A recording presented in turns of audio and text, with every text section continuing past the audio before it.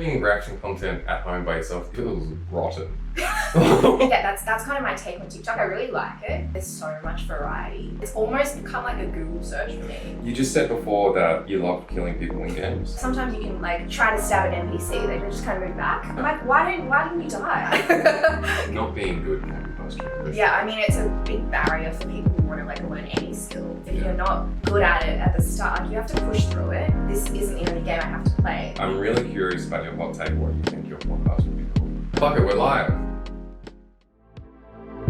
Tag a gamer. Tag a gamer. Tag a game. Hey guys, welcome to the second episode of Tag a Gamer podcast. First and foremost, before we get into today's episode, I wanted to thank everyone for watching the last episode. It got a heap of great response, so a huge thank you to those people who sent me DMs saying they watched the podcast even. I didn't expect it to get the traction that it did. A lot of my old friends coming out of the woodwork saying, hey, I really checked it out, it really resonated with me, I really like this stuff. Thank you, it means so much. It's not an easy process getting these episodes out, and there has been a delay for this one. I'm sorry to Aly for that. There has been a bit of time since we've recorded this. But hey, welcome to episode 2. Without further ado, I'd like to introduce my guest, Aly Zhang. I met her at a job a while ago, and it's been a hot minute since we've spoken. And in our interview today, our podcast, our interview, our catch-up, a little broadcast catch-up, we talk about her job, what she's been up to since I've seen her, what she plans to do with her podcast. That's that's how we came about making this episode. Is she plans to make a podcast, and we talk a lot about that as well. She is an actor and now a full-time interactive producer. You may have seen Aly in some actually really big mainstream TV commercials. I've seen her personally in I think it was an ANZ promotion for the Australian Open, the tennis. We actually talk a little bit about identity, which is something that has been a bit of a topic of this podcast. We're talking about people who do and don't identify as gamers. And Aly is one person who does not identify as a gamer. But in her job as an interactive producer, she does talk about the word gamifying her creative projects a lot. So you can look forward to that in this podcast. We also talk about creativity. Aly is someone who has a full-time job and is also a content creator as well. She has a YouTube channel, a TikTok, and Instagram, all with good followings. And I really pick her brain about someone who is yet to be in the creative field full-time and how she manages that time. And we have some great discussions about having plan A's and plan B's with life, and the parallels between, as an actor, you only get opportunities when they're given to you or when they're available. But as a content creator, you can make those opportunities for yourself. So that's a great little bit of the podcast that I really enjoyed talking with Aly about. You can also expect a bit of a few funny stories. Aly has a great Timtam story that you can look forward to hearing too. More on that later. You can follow Aly on her Instagrams. They're aly.zhang. That's ali.zhang. You can find her on TikTok, Instagram, and YouTube. Anyways, I'll let the podcast play itself out. Enjoy. Yeah, so thanks for coming. I really appreciate it. I'm glad to be here. Yeah, are you sure? Yeah, who doesn't love to talk about themselves? Right, cool. I feel like the pitch was a little more difficult with you because it's gaming related, and you are not a gamer. I'm not. No. I don't think I am. No. Yeah. I'm quite clueless, to be honest. That's okay. A part of my mission with the podcast is to how do you say, like, remove the gatekeeping. Right. Remove the gatekeeping. Because I've been the greasiest nerd in my life before. Been fully addicted 10 hours a day. Dota, Warcraft, all those types of things, right? You're right. I hard quit when I moved to Melbourne. And then I'm like, the scene that's going on with Twitch, the things like, you know, I hard quit and then I'm pivoted more into creativity with modeling and fashion. I met a lot of fashion students and stuff like that. But now it's coming like full circle with like, I'm interested in what's going on with digital fashion and those types of things. So there was a reason, like, you actually just planned ahead. Look, I'm going to be a hard Not at all. Not at all. I wish it was that linear. Paul and I were talking before about like not having linear success. It's like so annoying. Like, I wish it all made sense back then. I wish NFTs were a thing back then, where I was like, oh my God, I could sell digital fashion. Like, yeah.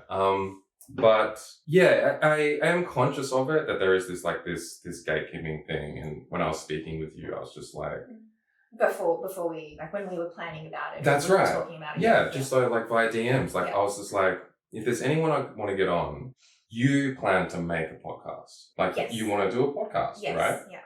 And I'm just like, oh my God, jump on mine, see how you feel. Even though you're not a gamer, right?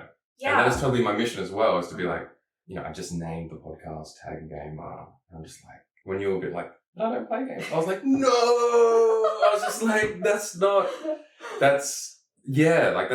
whole point of it. It's not to have two people going around about talking about, man, that wizard in that game. Oh, like, yeah. That's a wizard? No. Oh my God. Oh no. Maybe I'm gatekeeping. Yeah. No, so I'd love to hear about what you're doing with your podcast, because my podcast is still in its infancy. Sure. Even though we're here right now, we're set up. Yeah. But it's great. How do you think you'll approach? We have a mission, like we have something to get off your chest. I approached, well, first off, I put out on my Instagram story who's interested. Right. And I had a few people who were interested, and I kind of spoke to two that I thought would be a really good balance for me to jump off in a conversation. Yeah. And they both come from a producing background. Mm-hmm. So one of them was more film producing and the other was actual podcast producing. So they really gave me a bit of an agenda. Yeah. They said okay, what's your one-liner? What's your overview? Who's your target audience? What about the song and the artwork, all these kind of things. And they're plan it out and then come back to me. And I was like, damn it, I have to do this homework. Yeah. But yeah, that I think is a good point to start, because, when I was in film school, you'd have to write you'd have to write a concept and all of that. So it's kind of very similar with any kind of endeavor. I mean, even with, it's basically a pitch, a creative pitch. It is fully a pitch. Yeah. So I'm going to start working on it. I created a Google Docs. I have started. Mm-hmm. I just put the titles in. So just the headlines. Titles of the episodes or tone. That's the title. Audience. Oh. That. Oh, you put the headers. That's all right. Yeah, the headers. I'm going to have a target. Yeah, I'm good. It's going to have a name. That's right. Yeah. Yeah, no kidding. I'm curious about your creative process, because Tag a Gamer, I couldn't think of a name for it. I had my target audience in mind. Hard. I had it will never be perfect, I don't think. Yeah. I still don't think it's perfect, if I'm honest with you. But what pulled the trigger for me is to get your podcast on Spotify or on Apple Music, you need to sign up for these RSS feed membership things. Mm-hmm. Have you checked that out? Yeah, I know what that is, yeah. It needs a name to be uploaded. And I was just like, this has to go online. I'm just like, fuck, now's the time. It is being uploaded today. What's it called? So you did it on the day? Yeah, it was just it has to have a name. And are you happy with it? I think it's, at first, no. But then I got some feedback and my mom was like, I like it. She was just like, that's cool. I'm like, I think it speaks to a few things. First off, gamer, so you instantly know. Yeah. And then tag, which is such a big social media thing, right? Tag a friend, tag blah, blah, blah. So I think Tag a Gamer is a quick way of kind of, putting out what you're really doing. Yeah. I think it actually really works. Yeah, cool. I just realized that kind of so well. You're like, cool, next thing. That was a compliment. I'm not so good with compliments, not gonna lie. Thanks. I just realized I didn't give you an intro so well. I do want That's all good. Another thing I struggled with in terms of podcasting is who are you speaking to? Mm-hmm, mm-hmm. When you make a pod, do you know who you want to speak to? Yeah, it would be myself and a co-host. So that would be kind of hopefully every episode, and then we might have guests on. I meant more target audience though. You meant okay. But that is a good answer. It's I'm literally going to speak to my friend. Yeah. Well, I guess target audience. So I'm thinking of, it would be about the arts industry, and the two people that I'm reaching out to have different they would be different. If I went with either of them, it wouldn't be the same podcast. Yeah. So with the two different people, one of them would be, it would be about the difficulties of the arts industry, and we would be reaching out to people who had experienced that in some way and how they navigated it.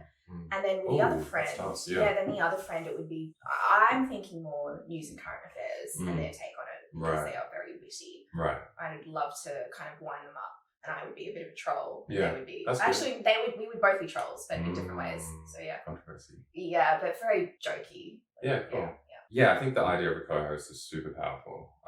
You almost just will feed off their energy. You know? Exactly, yeah. Yeah, it takes a huge weight off your shoulders, I think. Yeah. I want to go into, even if we don't get an answer today, I'd love to play around with, like, could we name your podcast? Like, right, I'm not your co-host at all, but, like, what do you think it could be or things like that? But before we do that, Aly Zhang, everybody. I didn't introduce you super well, how I imagined it, and we can chop and change the edit and post. So good. But we met as co-workers. Yes, we did. It's been a hot minute though. This is pre-pandemic. That's right. That's right.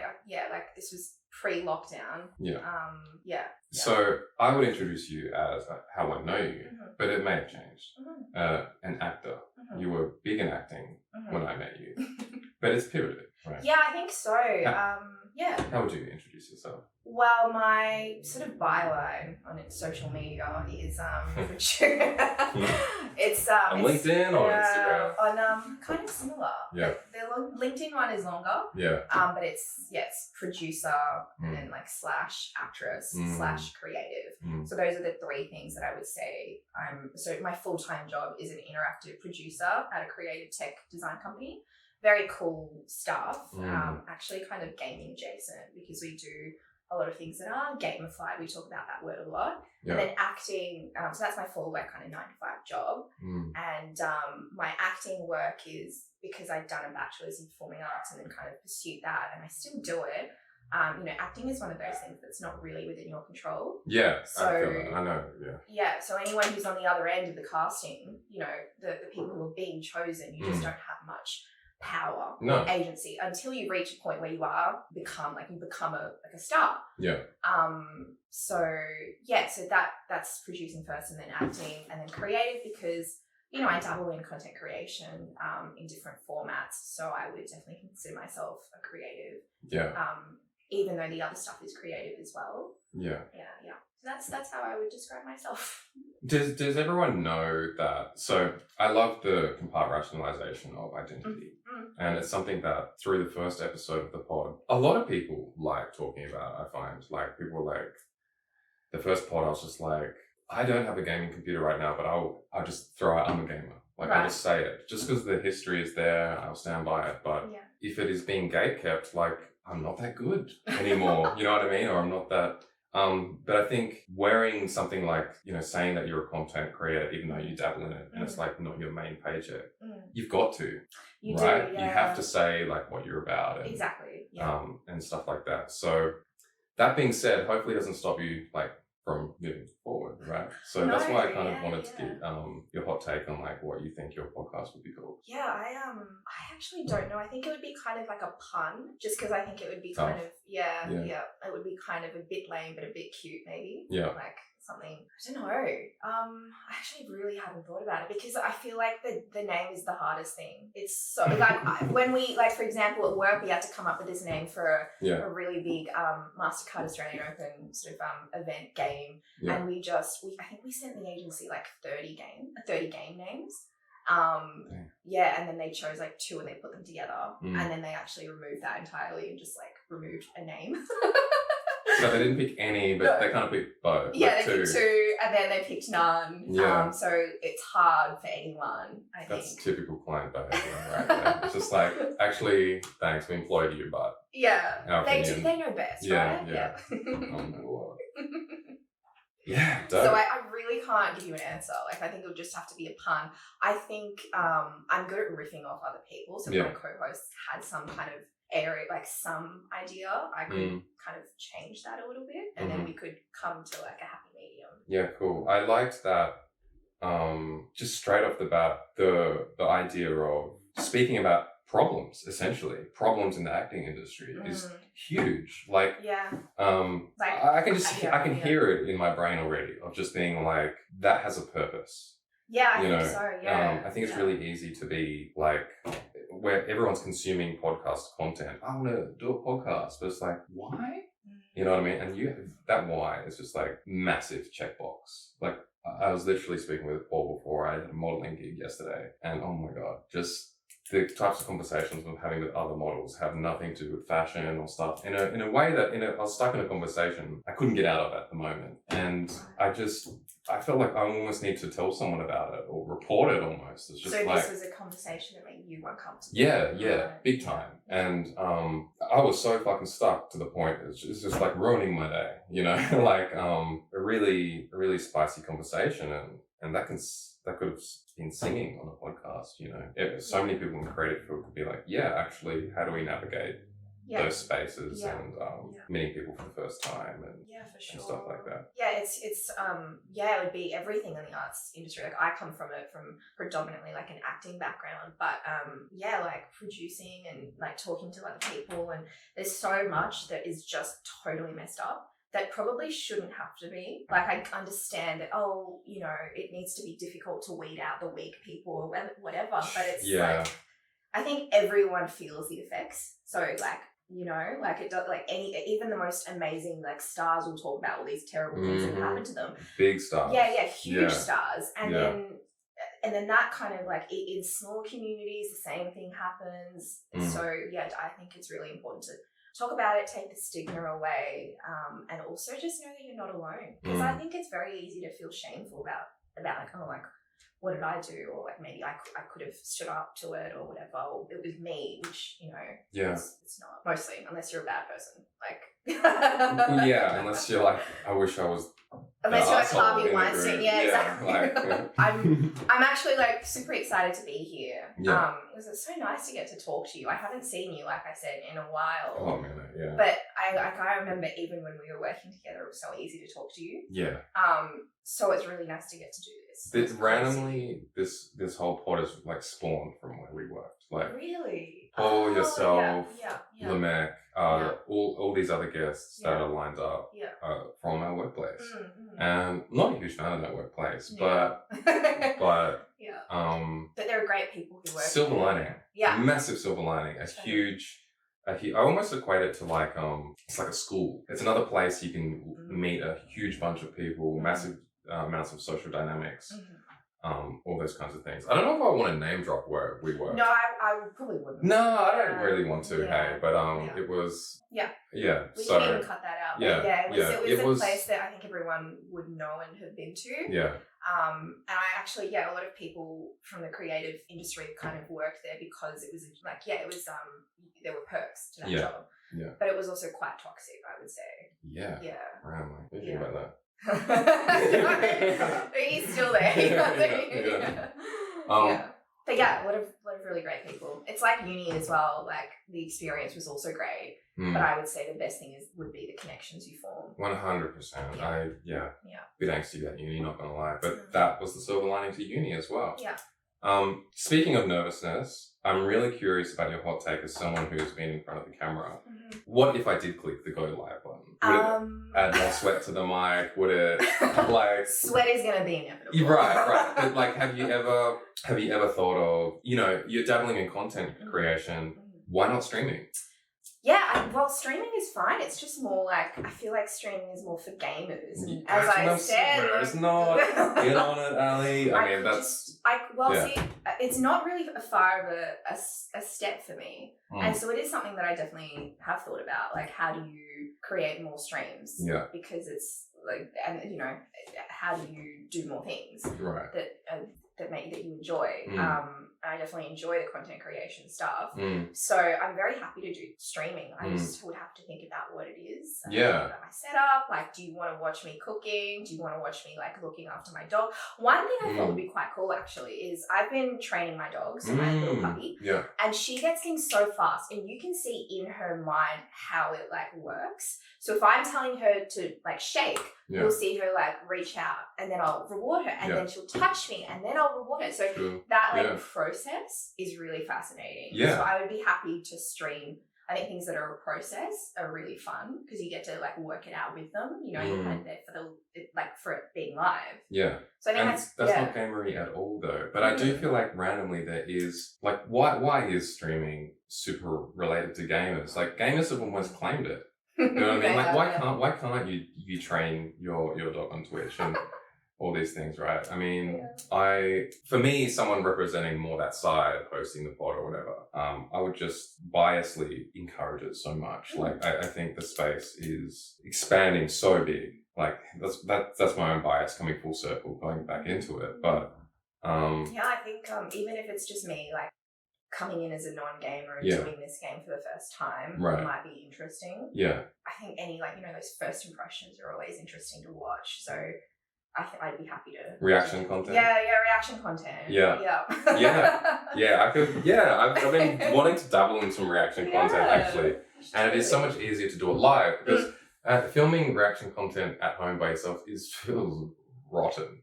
It's like you're drinking at home by yourself. Right? Pretty much. Yeah. Like you're laughing at your own shit. Yeah. Like a comedian practicing their jokes but then laughing or something. It's really like I don't have done it, so I can say it. But I was like, I had my phone hooked up to my computer, so my TikTok feed was being shared to my computer screen, and I was scrolling down here and had the mic here, and I was reacting to it. I deleted that video. I need to be live. I need. You almost need the audience there to bounce off of. Yeah, interesting. Okay. Yeah, but I would say that I'm super biased with the streaming thing. You said you had like 6K on TikTok, 10K on Instagram. How are you finding, like, because I'm very like pro TikTok, Paul's not on TikTok. How are you finding the whole TikTok scene?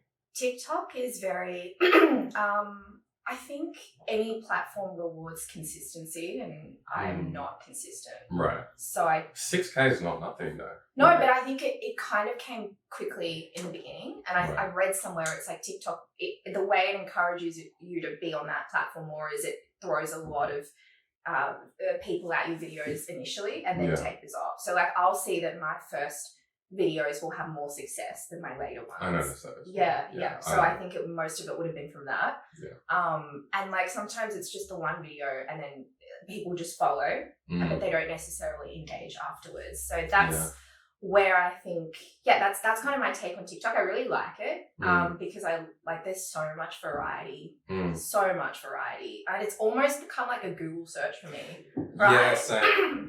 Yeah. No, like I've heard someone say that apparently like people aren't Googling things anymore. They're going to social media platforms and like. Well, you see you put in your keyword and someone's done a hot take on it or someone's done like a deep dive into it. It's because like you get that audience, you don't get a packaged kind of commercial, like a polished, view of the product or whatever. It's like you get an actual user using it. So then you see the reality of what it is. So for me, I really like social media for that aspect. Like you just get the, just get the truth. Well, and you can read the comments. Yeah. Oh my God. Right, you can't read the comments on a Google post, right? No, that's it. It's shocking when a corporate company leaves their comments open. Like, they'll just... A good way or a bad way? Well, it's shocking because it's like they have the bravery to do that because sometimes because they can't, can they feel like they probably could. They could filter out the negative. They could. But then, that means that there's kind of space for everyone to chuck in their opinion. And then do the company want that, Is it something that they can control? But back to your point, the comment section is really great because someone could do a sponsored post and then underneath the comments are like, well, actually that didn't work and everybody's liking it. And so then you see, okay, so the truth is in the comments. Yeah, definitely. Sometimes the comments are funnier than the video. I love the comments. I feel like commenters should get paid a bit more sometimes. I know. Yeah. They just get, like, they encapsulate it so perfectly. Yeah. Love it. Yeah.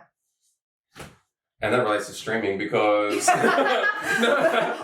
back. And I was like, and that supports me because, no kidding. Like when I was live last night doing the pod, your audience will ask questions for you.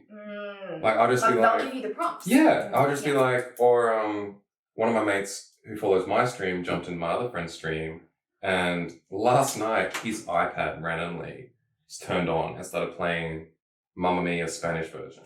And he's really like, what's the word? Skeptical with ghosts and stuff? What do you call that? not what's skepticism? Not that. So he's scared of ghosts. What is superstitious? Yes, he's very superstitious, and his chat was going like, "Oh my god, the ghost is behind you." And he was like, "Man, I gotta stop the podcast for a sec." He fully was just like, "Give me like 5 minutes." He's totally shook. Yeah, no kidding. And I don't know, not to be mean to him, but like, it's kind of content. Yeah, that would be funny. Yeah. So, what's your gamer name or your Twitch name? If hypothetically, I'm sorry if that's what you walked into today. Yeah. Well, gamer. Totally. If it wasn't my name, which would just be the same on all my socials, which is like Aly Zhang or Aly Zhang or Aly Zhang. It's Zhang technically, but I don't really mind at this point because, like, if I'm talking to someone who only speaks English, then they don't process that it's a Z, and then it's really like, oh, does it start with a J? They're looking it up in the system, like it's just whatever. So I don't really mind, but it would be my name, or it would be like named after one of my various pets. Most commonly, it tends to be something like Bunny Lady or something, or Cute Bunny, or Mango_Aly, because Mango is one of my pets' names. So something like that. I just got like a vision of like, if I was playing Smash Bros. And I was versing someone named Mango_Aly, I would just be like, I'm about to. You're gonna murder this guy.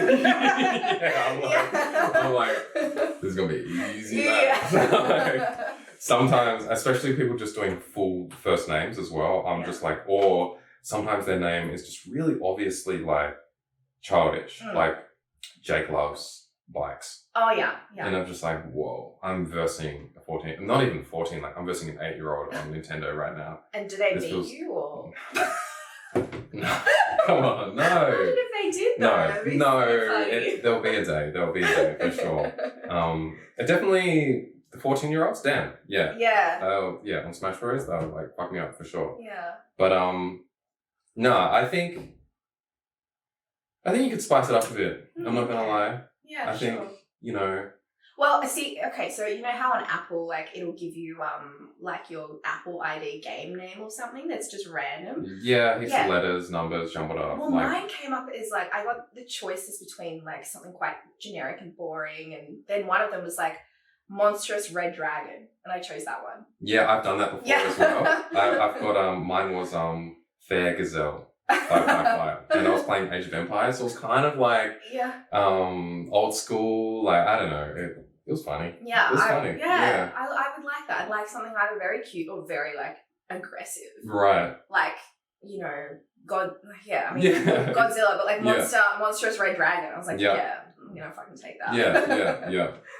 I holy shit. I've had somebody in my Twitch stream, his username was like XX. Oh wow! Yeah, he was quite the character. People did not like him in my chat. So your gamer username. Oh, so this is my preloaded content, my fat juicy segue. Right? Is that acting, gaming? Yeah, fourth wall. Aunty Donna. Right. One of the Aunty Donna boys streams.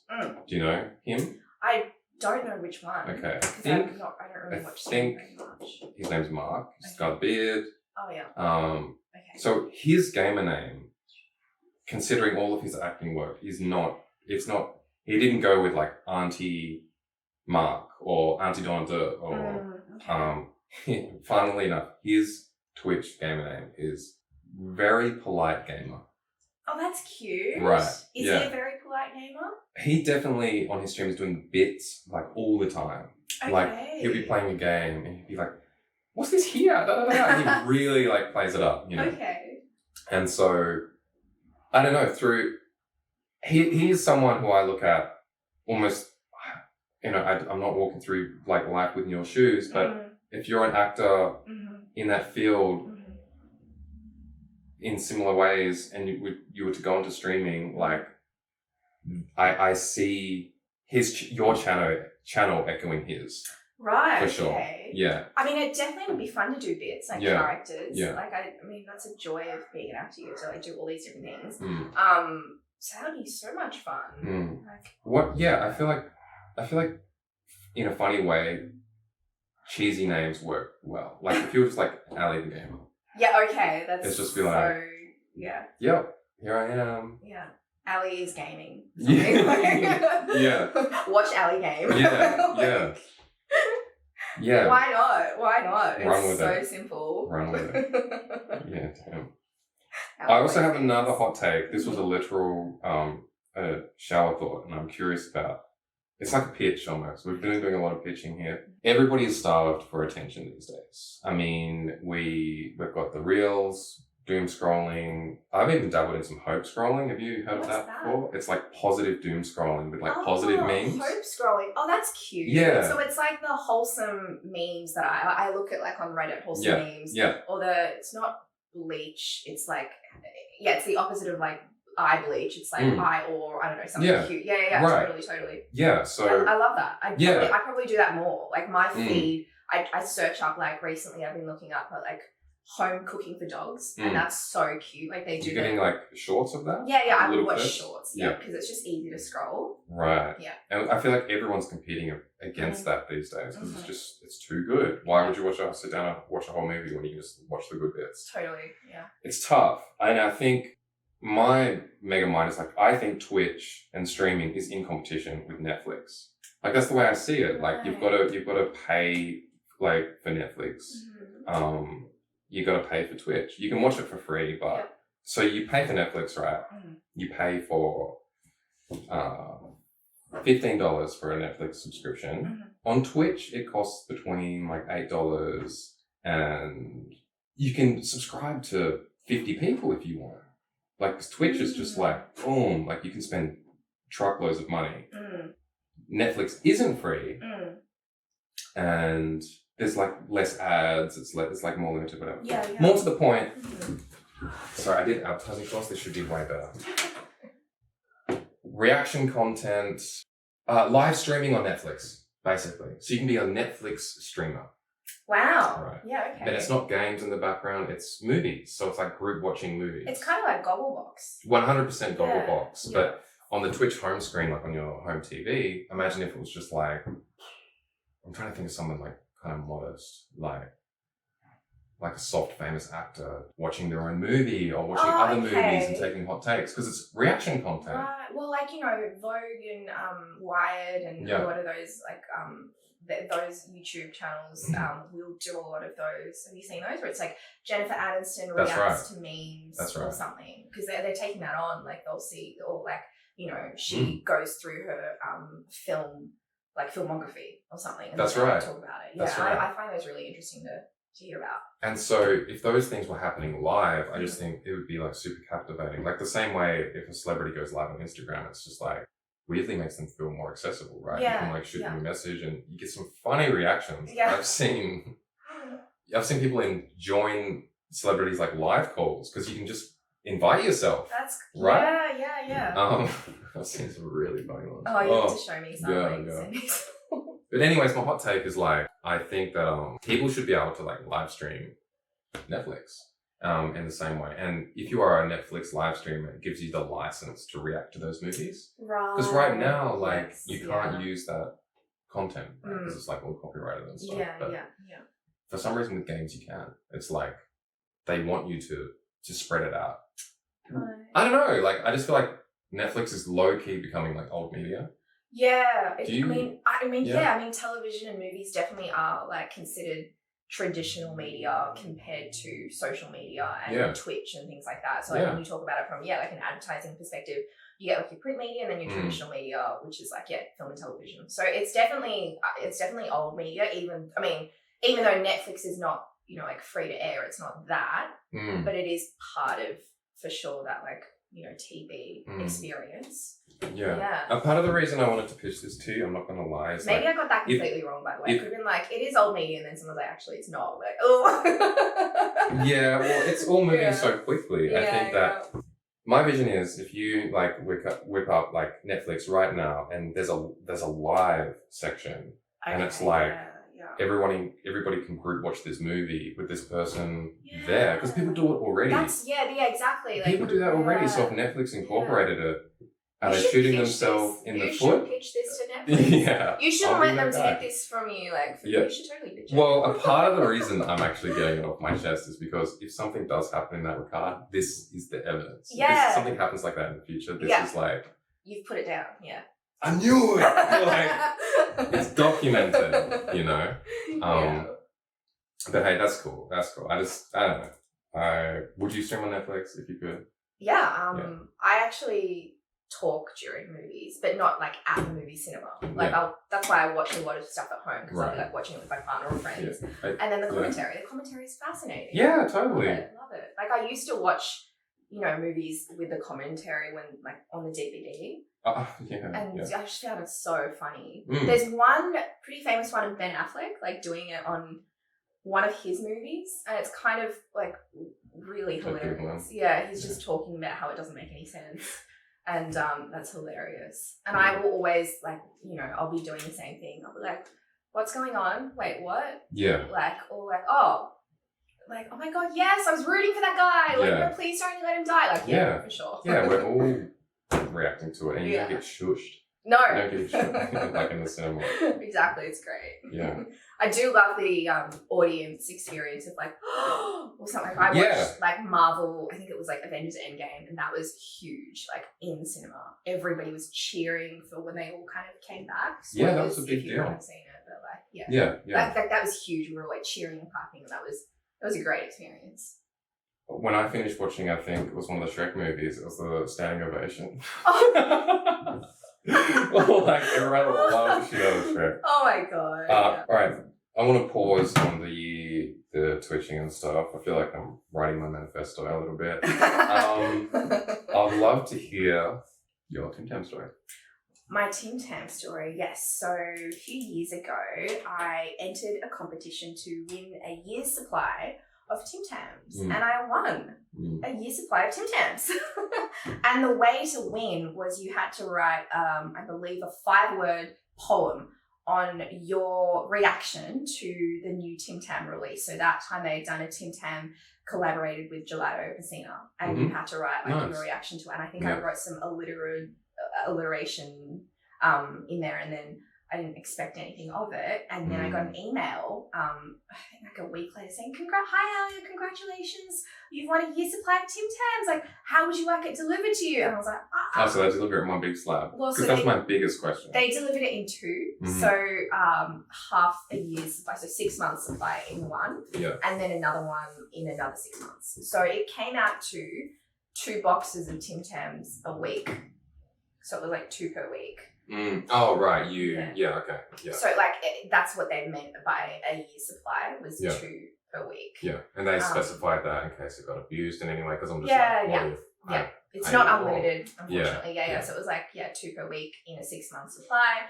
And then they asked if they wanted if I could take a photo with them, and this was like years before the whole kind of Instagram thing had come, and I was like, yeah, sure. Oh, right. This was like quite a few years ago, probably like maybe 6. Yeah, probably 6. Where were they promoting it on? And so then, so the competition was on the Daily Mail. I know, it was on the female section. And I don't know, I think I was just like, sometimes I read everything. So I was reading Daily Mail, and it came up as like a promo, and I clicked on it. And then they were like, and I entered, I didn't even know if it was real. And then I got it, and then they're like, can you show us a photo of you maybe like holding them?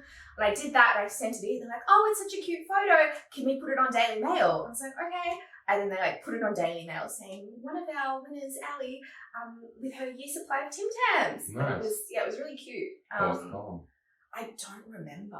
I know. I should have saved it, but it didn't give you like a capture form when you got it back. Right, I just couldn't remember. Yeah. I just kind of did it like off the cuff. And then I actually emailed them afterwards. I was when I received them, I was like, hey, do you remember what my poem was? Yeah. And then he was like, no, sorry, I don't have a record. Yeah, so I didn't even read it. Yeah. Well, I still got them. But so I don't know, but I'm pretty sure it was some like delectable, delicious, like it was something pretty nice, pretty cute. So I got that, and I was so popular that year. But it was a lot of Timtams. You're giving them away, I'm assuming. Yeah, I didn't definitely didn't like continue to eat them at that rate. It's a lot of Timtam. Yeah, they were really different flavors as well. So they gave you the regular ones, dark, and then the new ones they came out with, so salted caramel and black forest and all these really yummy flavors. Yeah, it was really good. How's your luck been since? Did you use it up all since then? I have tried to enter a few other competitions. Sometimes, like, if they're easy, like vouchers or whatever, then they're fine. But I have not won something that big since then. What about claw machines? Do you fuck claw machines? God, no, they're just, I think there's some mechanic that doesn't allow you to win. For sure. Right? Like, I've never gotten one. It's and it's so weak. Yeah. Like, it is so weak. Say, like, you've got one of these. Yeah, I know. It's painful. And I think it gets weaker as it goes on. So it'll give you, like, false hope. It's got a payout for sure. Yeah, it'll hold it. And then as it gets closer, it's like, oh, no, I got it. Oh, no. Yeah. Sorry. So close. Whoops. Exactly. So I don't even bother. Even though some of the prizes seem quite good. Yeah, and who doesn't love a plushie? I think there's something about the whole, like, winning the claw machine for your partner or something like that. Like, you can buy them a plushie, but it's just like, check this out. Exactly. Hey, how are we gonna do this? Yeah. Exactly. Yeah, sure. Feel like you shot the arrow and you hit the thing, and it's like, yeah, I won this because I was so good at that. Not just, it's not just something that was bought. Even though it is rigged, but it is rigged. Yeah. Yeah, I spent like, I think $30 trying to get this Kirby plushie that I didn't get. I was just like, whoa. I can just get this off Amazon, I can just get this online. Or it's different though, hey. I want to win it. Yeah. It's different. Yeah, cool. Story time. You just said before that you love killing people in games. Yeah, I said I love killing people in games. Yeah, you like, exactly like that. Because we were talking about what was it like? I was like, I love violence in games. Right. So as like a non-gamer, that was like a heavier statement. I don't play games. When I do, I just like killing everyone. Yeah, like, I just love seeing them die. Yeah. No, actually, I don't really love seeing them. Well, I do. I do. No. Yeah, I do because I just find it's kind of comical. Right. Because they're like, oh, and they fall to the ground, and then there's a splatter around, something like to the ground. Sometimes they kind of, jiggle. Yeah. And then they're kind of like one foot's out the ground, and you walk over them, and then they move, and you move. So I just love that. I think it's so funny. Yeah, for sure. And it has no consequences. Like, violence in life is just terrible, but violence in games is, it has no consequences. I think. Like for me, I'm not like when I play a game.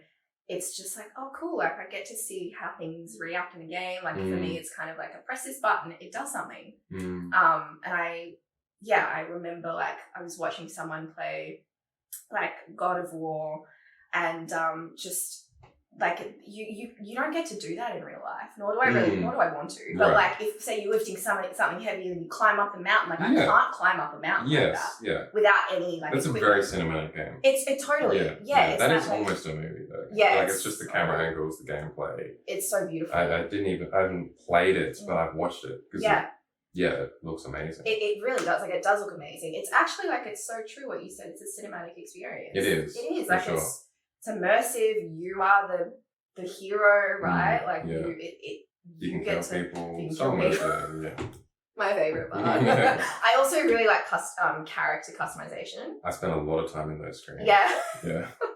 Yeah. It's one of my favorite bits. I used to try to make them like fictional characters. So like I played a lot of The Sims. That's probably one of my like most played games. Yeah. And I would model them after characters in books or movies. Like a whole score of them, like a family of them. Yeah.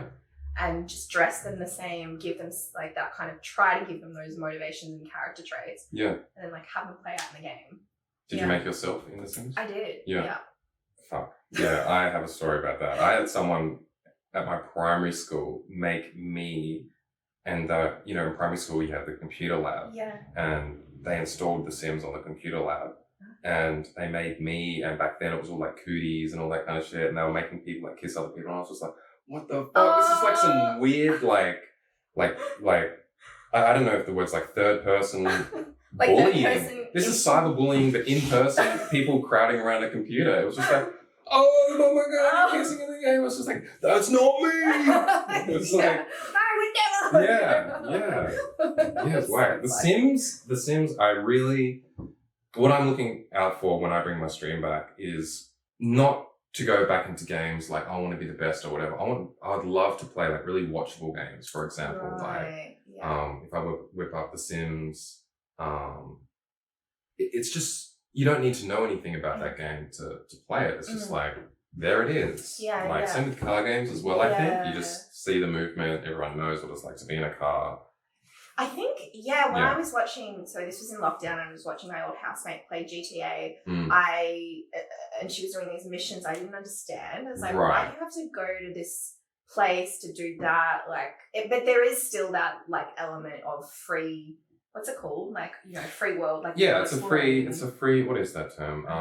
Open world. It's an open world game. Open world game. And I really love those. Yeah. Though you can get lost. For sure. Sometimes no direction kind of sucks. That can be really dangerous, because then I just feel like, what am I doing? What am I? Yeah. That's something else you said as well, which brought out my angst, the inner gamer in me, which was, why would I get better in a game when I can just stack my money in real life? Why would I That's what I said, get all those gold coins and stuff like that? Yeah. 100% true. Like, if you're rich in a game and it's not benefiting your life, that is a major drawback, right?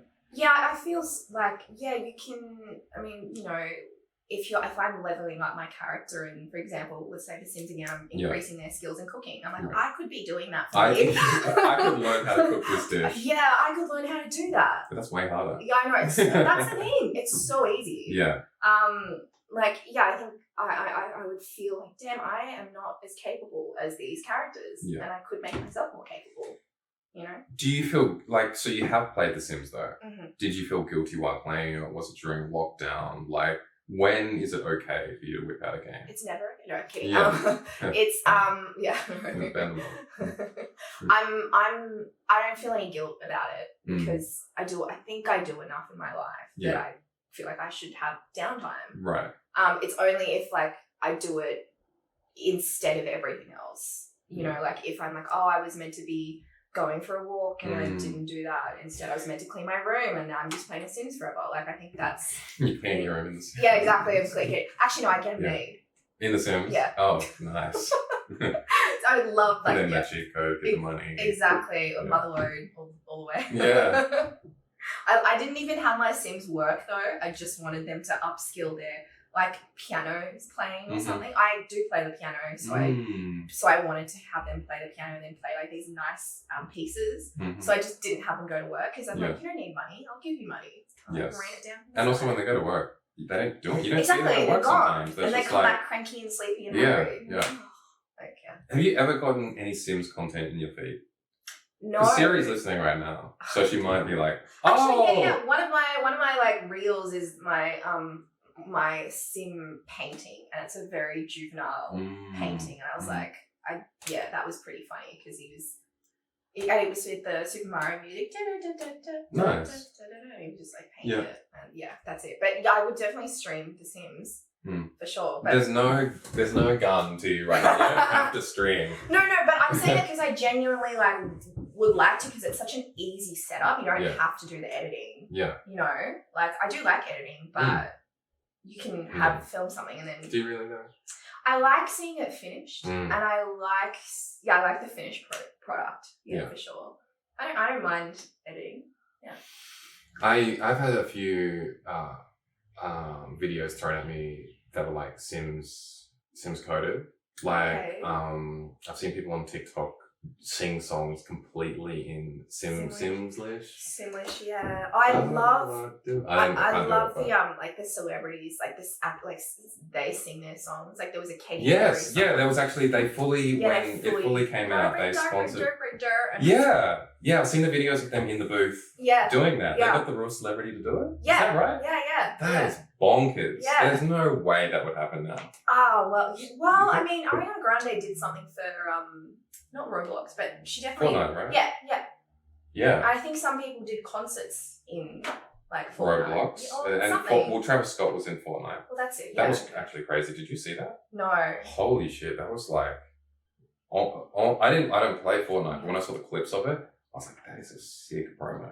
Yeah. You'd be playing the game and say this is the world, and just like a massive Travis Scott would come out here, and he would start playing his music, and it's like.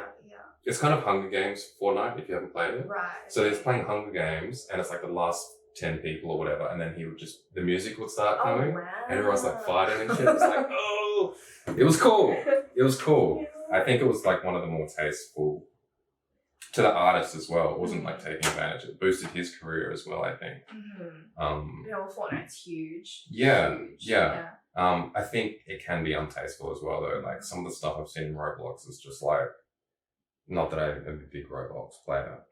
That's iPad kid territory, but it's just like, I guess it is almost kind of like on topic of that, like that gatekeeping gamer community thing, where it's just like, hey, you have this idea to promote your song, your single, or whatever on this game, but like you don't speak to your audience at all. It's like, whoa, like you just threw this money at it. It's so obvious you threw money at this. Like there's no gameplay or there's no whatever. I don't know. It just I heard that you were playing that co-op game.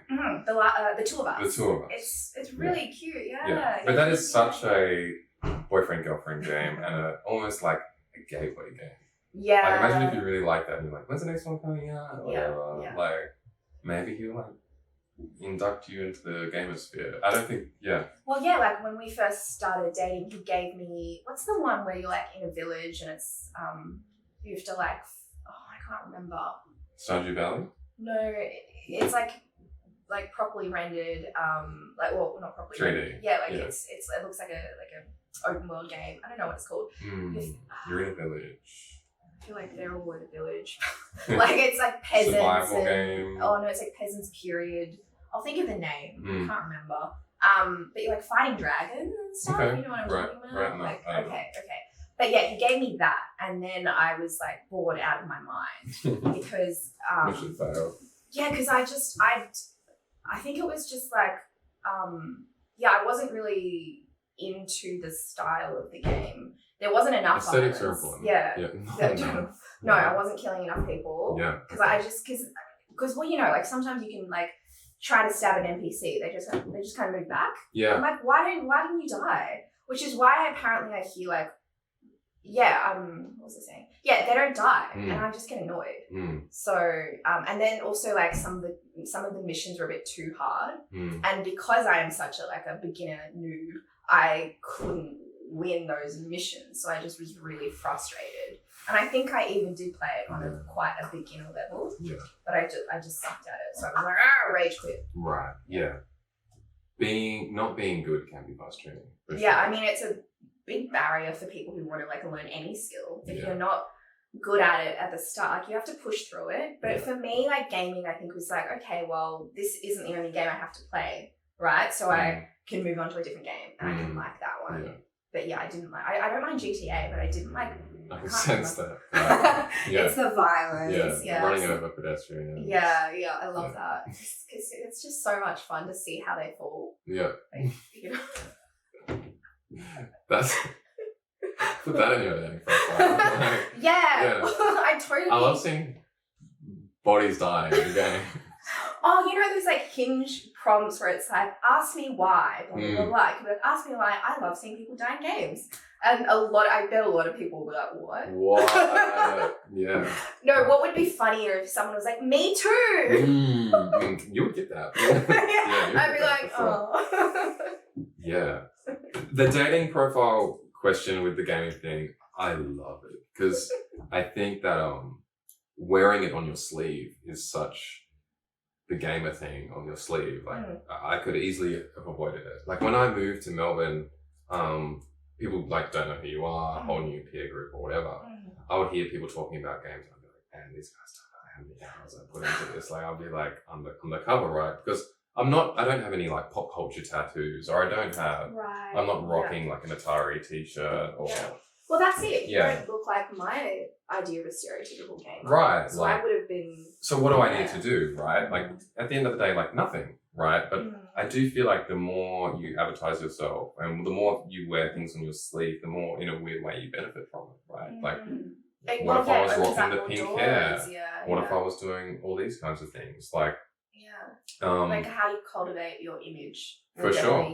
For sure. Yeah. And I remember there were those memes floating around. It was like you go over to his house and he's got a dual monitor set up and an RGB keyboard. Like, what are you doing? Everyone's like, run, like, get out of there. My boyfriend has 3 monitors. Hectic. And RGB, like, keyboard, and the backlit, like. And so are they a musician or are they a gamer? Are they? Both. Yeah. Okay. Both. So they've got the keyboard as well, or? Yeah, they've got the keyboard. Oh, okay, that's good. They've got so the backlit, like, RGB keyboard and the pad as well, and yeah. Cool. And so which buttons are getting hit more, the keyboard or the? Oh no, I mean the piano keyboard. Like, what's their instrument of choice? Guitar. Right. Guitar and drums. Right. Okay. Yeah. So guitar probably, especially more if they're like going up to a show. Yeah. And games just like whenever. Yeah. Triple monitor. I'm jealous. It's a lot. Yeah. Like, it's a lot. I have some friends in the creative industries who are like full-time like creatives, and they have 1 monitor, and I was like, wow. And here's my boyfriend who works in finance, and he's got 3. Yeah. And people I really feel like that suits finance though. Right, like, all those spreadsheets. The spreadsheets and all that. You gotta like do so many like different cross-referencing for sure. Yeah. But it does make sense. Yeah. Yeah. And I think sometimes he's got 3 and then he has a laptop. Yeah. So it's like 4. Yeah. It's pretty bananas. On this topic, like, what makes you a gamer, all that kind of stuff, what would you say the contrast is between dressing up and full cosplay? Like, when is a Halloween costume like a cosplay or this and that? Because, for example, I wanted to ask, have you been to a games con? Have you been to an anime con? Have you been to any of those things? I have, been to... Like PAX? Not PAX, but I have been to, like, conventions. Yeah. I think this was years ago, and I think I went for, like, it was a pop culture one. Right. I can't remember. This was pre-lockdown.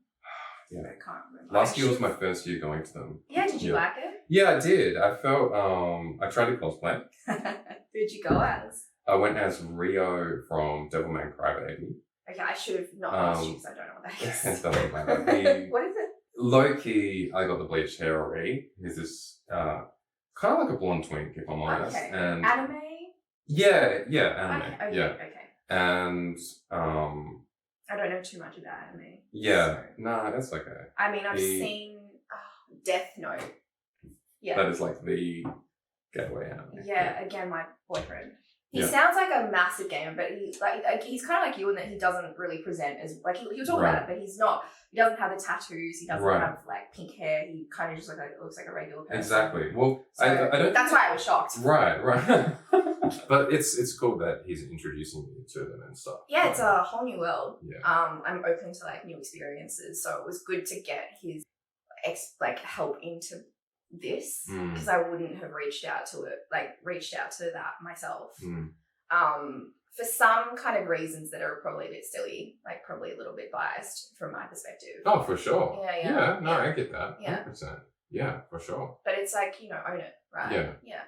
That's probably why you were like an undercover gamer, do you think? Yeah, but the thing is, like, the benchmark is weirdly high, right? Like, we've talked about pop culture tattoos or pink hair. I mean, that didn't exist for a hot minute. Yeah. Like, computer games have only existed for so long. Yeah. Like, so these archetypes, stereotypes, whatever you're going to call it, have only existed. So that's true, yeah. Like, internet culture. Right, exactly. Yeah. Like, even you said, like, ego. Yeah. Like, more pinks, more neons kinds of colors, right? Like, I heard a new term coined recently, which was I think it was just like E-man or something. E-man. Yeah, E-man. E-boy. E-boy. Yeah, it was like E-man. Oh my god, it was just to do with like grown ass men being full blown content creators on TikTok. Right. And a lot of them, I was watching a reaction video of Hassan reacting to nice guy TikToks. Okay. Have you ever seen those at all? No. I mean, I've probably come across them. Yeah. What is a nice guy TikTok? Nice guy TikTok, it was like, why I'm not a good boyfriend. Oh, okay. And it'll be like, God, I just wouldn't be a good boyfriend because I would just want to buy every meal. I would just be too generous. Right, okay. And then you'd be like, oh my God, that's cheesy, right? Yeah. But it's so successful. Right. Like, there are so many like Facebook moms being like, oh, that's so sweet. Oh my God, no, you're perfect. And it's just like, Hassan is just like, holy shit, like this guy's found the gold mine of like the algorithm. Yeah. Wow. Well, it's kind of like that demographic is it's the people who used to read or probably still do read like romance novels, right? Yeah. So they're kind of projecting what they want in this person who's giving them quite a lot of that in. Hectic. Yeah, you're not wrong. For me, I always prefer gaming in social situations. Yeah. Because I think I love being in social situations, like doing anything in a social situation with the right people, with the people that you like, makes it so much better. Like it just elevates that. Like watching a movie with the right people. Yeah. You know, like I would prefer like if there's a good movie out, I'll be like, let's watch it with like together. Yeah. We're watching The Last of Us right now. That's what it's called, right? I really need to watch. That's like on my list. I haven't played the game. Apparently, it's really good. I've watched it. Right, yeah. Yeah, so it is. But it is great. like cinematic, right? Yeah, totally. Like, it's that type of game. I love that. Yeah. And we do group viewings, and I haven't seen the latest 3 episodes. Maybe that's because I want us all to watch it at the same time. Yeah. Totally. And that is like my big goal with my stream. So I just talking to myself all the time, but I've done the whole streaming by myself thing. Yeah. Like sitting at home with video games, blah, blah, blah. Well, it's always fun to see another person because you get to see how they are as someone who's interacting with someone else. Because it's like you get to see, like, they're funny or nice or witty. Do you know what I mean? Like you can kind of see more parts of their personality. Yeah. And then you kind of see like, the chemistry between them and all of that. So I definitely agree. Like the group experience makes it really fun. Yeah. And I love playing games. I mean, I like playing like Mario Party for the same reason. Mario Kart, those ones where you're like with people, Wii Fitness, you know, all those kind of things. Wii Fit. I remember jumping on them. I'm quite competitive in games, but I'm not good at them. So I'll like just suck at them. Yeah. And it frustrates me. Right. Will you actually get proper sour? Like no. Well, I'll act sour. Yeah. But not, like, I don't really care that much. Because I know my worth isn't tied to me being good at that game. Yeah. One thing I'll say, though, is, like, I do find that, like, my old housemate, for example, like, straight up really struggled to play games. And right. Like a sore loser kind of. Yeah, kind of. But it's like, no, like, I'm not a sore loser. I just don't want to play. It's just like, but when you do play, you, like, really care about winning. Right. And it's like you said, you jokingly go, oh no, no. But if you were like more in it, you would be like, fuck you. No, I definitely, no. But if you were though, like, what if you... I'm thinking... What if this game was like an acting gig or this star role or what if this game was like... What if it meant more to you? Like, surely it would bring out... I mean, I've auditioned for like a Nintendo game. Yeah. But that was pretty easy. Like, I just, was like, oh no, whatever. But yeah, I think, okay, what am I wrong with? In like board games, I'm pretty intense. Yeah, because I think there's not that like control thing where I'm like, oh my god, I'm mashing and it's not whatever. Like, well, the rules are a bit like more predefined. Like you move that piece. Exactly. Like board games where you have to kind of think a little bit, or you're relying on your part, and like, how do you not? Yeah. Like no, and like, I get frustrated, but I can get heated. Like a Pictionary type of situation. Yeah, like exactly, like those kind of things. I'm like, oh, come on, like, but I drop it very easily afterwards. So I get very emotional during the game, and then afterwards, I'm like, oh, like I'm sorry, blah blah blah. And so I can be pretty intense in a game. Yeah. What board games are you playing that brings that out? There's like Poetry for Neanderthals. There's like the one Taboo. Those I've kind heard of Taboo's really fun. Where those kind of games where I'm someone who thinks in words, and then some people maybe don't. Right. So then they really struggle to like think of the word that you're thinking. Do you know, like they could be intelligent in another way, but they don't know that one. Yeah. So that frustrates me. Yeah. Not that they need to think the same way. I'm like, god damn it! Like, well, you're on my team. Right. But but it is pretty funny because it's just a game. Yeah. It's not the end of the world, but for sure I want to win. Yeah. Because I don't know, I'm like, if I'm doing it, I may as well do it well. Yeah, for sure. Yeah, but I will admit that I'm not good at certain games, so I won't like take it to heart so much because I'm like, well, I'm not good.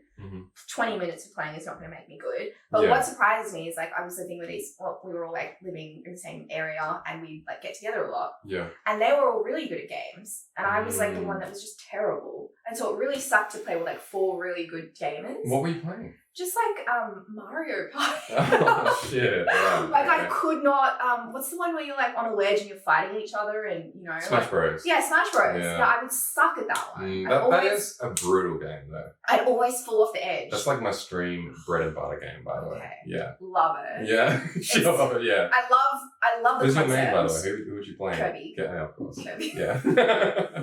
Of course. Yeah. What does that mean? It's just he's the new pick. Yeah. Yeah. Yeah. He's the new pick. Totally. Lots of jumps. Exactly. Yeah. Very. Well, I would just kind of ask like, what's the easiest? Like, who's the easiest to play? Kirby. And exactly. Yeah. And because I'm like, I'm not good, so then we're like, oh, we'll choose Kirby. Choose Kirby. Yeah. Or it was like, it would be like one of the girls, just because they always have pretty. Oh yeah, you want to pick the cool. Yeah, the like cool Princess Peach girl. or something. Yeah, like, Peach is pick cool. Yeah. Yeah, Peach Is it tough. Princess Peach? Yeah. Yeah, I should know that. Yeah, but exactly Peach because Yeah. she just looks so cute, and so I love that, and I just love her. Yeah, and you know the cute. Yeah, that was good. That was good. Yeah, Peach is good. Yeah, damn. Yeah, so that's kind of like my take on it. Is I like games in social situations. I actually enjoy. Like I really think. Yeah. Having fun together in a game, like that's really fun. I like viewing, like I like watching people play games, because then they can be good for me. So I don't have to struggle with like the process of doing it. I get to just see, oh, this is what happens when you do it well. Okay. Yeah, that actually puts me off playing sometimes because I'm just like, why would I spend so much time getting that good when I can just watch that guy be good? Right. Like, so like when I play Smash Bros, for example, I don't like playing characters that other people are just already insanely good at because I'm just like, well, there it is. Yeah, like, that's how you play that character like the best way. It's like, I like a bit more of a challenge, I guess. Like, you know, for example, even if you're playing a board game, like, I don't know, if you play Uno and you just like, let's say you and I are playing Uno, we're going this way. And I know I'm just about to rinse you with like 3 draw 4s. You know what I mean? Like, or it's just like, I'll just be like, boom. And I'll just be like, I don't even feel good about myself. So like, suck it. Like, what can you do? Yeah, there is. Draw 2, there's those rules, right? But skill. Like, there's definitely like a sweet spot. It has to be challenging enough that you are like incentivized to play more. Yeah. But it's not so easy that you like find it dull. Yeah. That's like the game like the I think we call it UAT, which is like you test for like how the game plays. Oh really? Yeah. So like when we do it for my job, we'll do like UAT and then you have to like we did a lot on this it was this like sports simulation games. We had to test how difficult the levels were. That it was hard enough that you had to like put effort in, but easy enough that you could pass to the next level. Yes. Like an average player would not get the high scores, but they might pass. Yeah, funnily enough, I can relate that big time to a gamified language app, Duolingo. You use that, right? Yeah. No joke, was loving it until I hit a massive wall where it's just like, you're introducing me to grammar, like I get that, but you didn't explain it to me at all. That's one thing that Duolingo I don't find does as well as the other aspects. Yeah, it's like not good with grammar. No, not at all. It's like, thank you, I'm not so bad at the alphabet now, but I know the words for it. yeah, and I'm just but I keep getting this wrong, and you're not explaining why I'm getting it wrong. Yeah. I thought it was kind of like the holy grail of learning language apps, and I was like, it's definitely I probably could do a podcast. Yeah, it's only a tool. It's not like the be all end all because you really need the grammar. You need to speak to other people. Exactly. Yeah. But are you game testing for that? Your not thing? for like all the different things that require testing. Yeah. Well, all of our programs we would need to test it through, so to see the software and the bugs and things like that. Yeah. And games I do get to test them, and it's really fun. But I remember that's not a part of your role though, right? You just do it. Oh no, it is. I mean, it's kind of, it is part of my role as like quality control. As a producer, you do quality control. So yes, I would test, which is quite fun. Yeah, wow. But because I remember like I was playing the game like on my iPad because I had to. Yeah. And like my partner was like, oh, and I was like, yeah, how cool is this? Yeah. Job. Yeah. It's a cool job. Yeah. Yeah, dope. Yeah. learn about what game that was, or is that a bit like an NDA type of situation? Yeah, probably. Well, it's gone live, so Okay. I think it's fine, and if it's not, I'll just let you cut it out. But yeah, it was a racing game, so it was to promote the latest Formula E game, Formula E races. What's Formula E? It's like Formula A, but it's like electric. So Formula Electric. Sorry, Formula One. It's Formula One. Yeah, but it's Formula E, so it's like Formula One, but it's using electric cars. So yeah, okay. Yeah, so the game Formula E makes it sound like but like, I get it. like online. Yeah, yeah, but it's not online. Formula E is electric vehicle racing. Yes. And then Formula E is the app, or Yeah, the name of the game is called Take Your Seat. Right. So like take your seat and race. And it was the aim of the game was to learn how to manage your battery levels as you would in an electric car. What the fuck? Yeah, so like teaching people how to not run out of gas. Yeah. Electric vehicles. Yeah. What the hell? Isn't that obvious? Doesn't your dial just go low? Yeah, it goes low enough, but you have to like press accelerate and de-accelerate. You have to brake and accelerate at different points. Right, I haven't driven an electric vehicle. Is that a thing? You charge your own battery by accelerating and braking? Probably. I haven't played one either. Like, I haven't driven an electric car properly. Like, I did have one on loan, but it was for such a short amount of time. Yeah. But that game, we were told, like, that was the brief. So we did that. And so we did a lot of testing for that. And it was a racing game, and that was cool. And we've done other games like that. Sports simulation ones also, like, gone to the people. So usually there's netball and soccer and football and basketball. So you, like, shoot a proper ball at a projected screen, and then the sensors gauge where the ball is, and it'll like go into the net and it'll score points and hot streak, and then the net moves, and then there's different versions where there are robots coming out and they fire balls at you, and you have to like hit them and hit the balls and stuff. This is not AR. This is all in the phone, right? This is so it's sort of like in a room. Right. Yeah. So the one on the exactly. Yeah. So it's not a full blown video game. No. Yeah. No. Not the one. Is your agency a creative agency? Sorry. Like it's a creative advertising agency. Yeah, it's an advertising and a creative agency, but we sort of are like the production company. Yeah. So like agencies will come to us for these kind of interactive VR, AI, any kind of really like techie experience. And it's really cool because we work with a lot of different people. We've done a lot of different booths? Yeah, we've done like activation booths. Yeah. So like Australian Open, AFL, those kind of sporting we'll do stuff for them because a lot of brands will sponsor and show up, and it's really fun to get to see how people react to it. How did you find your degree into advertising? Yeah, well, I did a degree in film and television, so that was like my master's, and then I went on to be a video producer, like a film video producer, and then this one is an interactive producer. So the producer element is what what attracted me in terms of like I can do this job, obviously with like learning and training, blah, blah, blah. But like, yes, that's kind of how I got into it. And then agency, like advertising in general is something that, I understand from my previous like video producing job. And then this one was just like, it's so different. They did so many things. It wasn't even just the games. Like they've done art installations, a lot of different things. So I just felt like with this company, I could really have the opportunity to explore so many different things. And they really like to like push the boundaries on new things. Like we were talking, we were doing some things on like AI art and like, talking about that, and we were like kind of having a discussion on like how does that work, the ethics behind that, all that stuff. Creative agencies do like to push the barriers for sure. Fascinating. Yeah, I think so. I mean, I'm really lucky to get to work. You went straight into full time. Yeah, I was straight into. How did you find that? It was fine. Like I just wanted the consistency of a full time job. And I like the money from a full time job. Like I don't have to worry about it. I just don't have to worry about it, and that's really good because I like to. What about your hobbies though? Is it impacting your hobbies? Like how are you going to do this podcast with a full-time job? Because my genuinely like really have a lot of passion for this. And there is money in it somewhere. Sponsorships, things like that. I'm not at that level yet, of course, but like I don't want to be full-time working and then kicking myself later and be like, oh my God. No, I know what you mean. Do you have any internal voices? Yeah, well, for sure. Like, I will say it completely honestly. Your job sounds fun. I love it. Like, well, I mean, I agree. I totally see where you're coming from. Yeah. And it does impact my like content creation. So that's what, when I said I'm not always consistent, this is why, because I have a full-time job. Yeah. Some people manage to do it, but that's just insane to me. Yeah, I don't know. I think they always then talk about burnout. Like you'll see inevitably they post about it, and I do not want to get burnt out.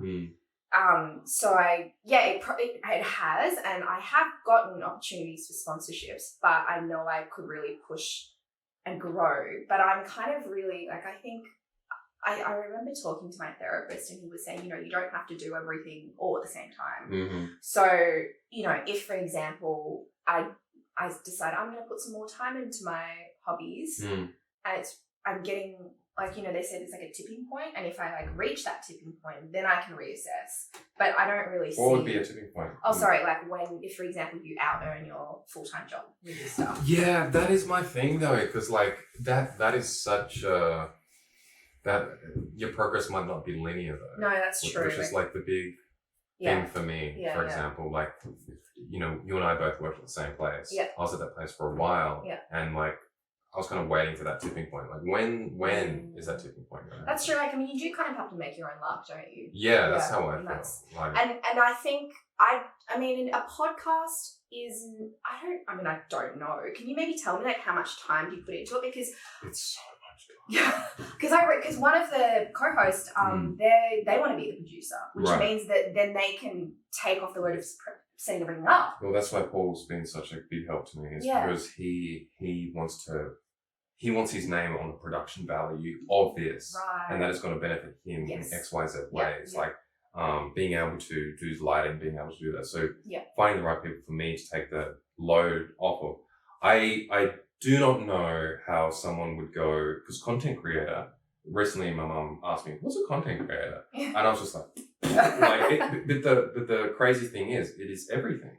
Like a content creator, it is a vague title because it can be, I'm a content creator and I edit all my own videos, or I'm a content creator and I don't even touch Adobe. Yeah, like there are some. You can still be both. Yeah. Like a content creator can be both. Yeah.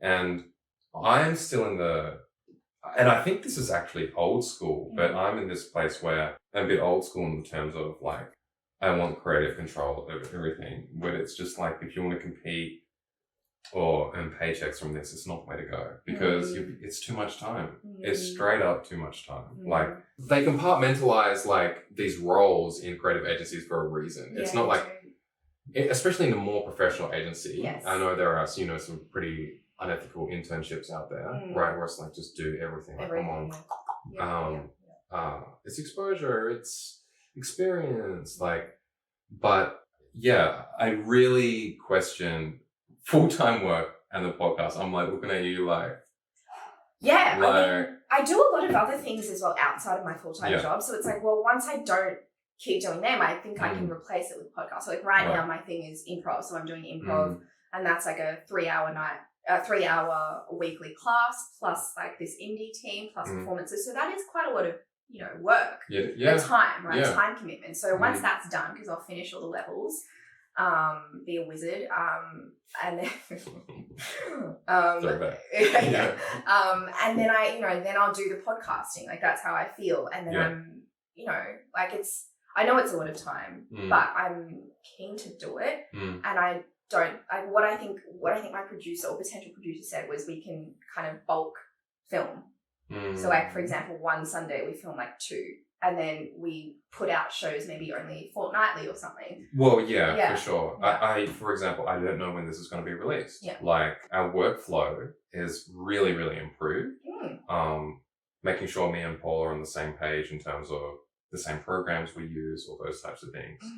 You don't have to release it straight away. You can really bank stuff and knock stuff out of the park. Exactly, and schedule it, and that's the professional way to do it. Exactly. Really. And with a podcast, like, it, you probably don't have to edit this as much as like a YouTube video, right? No, I am obsessed with vertical content though. Like, I really love really snappy, really, like, I've seen this clip of like people laughing like and then people put like sprinklers. Like, I don't like really just like a certain way people laugh, or like get it. You kind of like add a meme. Yeah, or for example, like, I don't know, it could be itching your leg or put like a sound effect, like, you know what I mean? Like, really? Got it. Right? Yeah, Like, okay. So it's really quite a lot of different things you can that's do. where I would want to be, but doing that and but this is like, for example, this recording here is pure audio.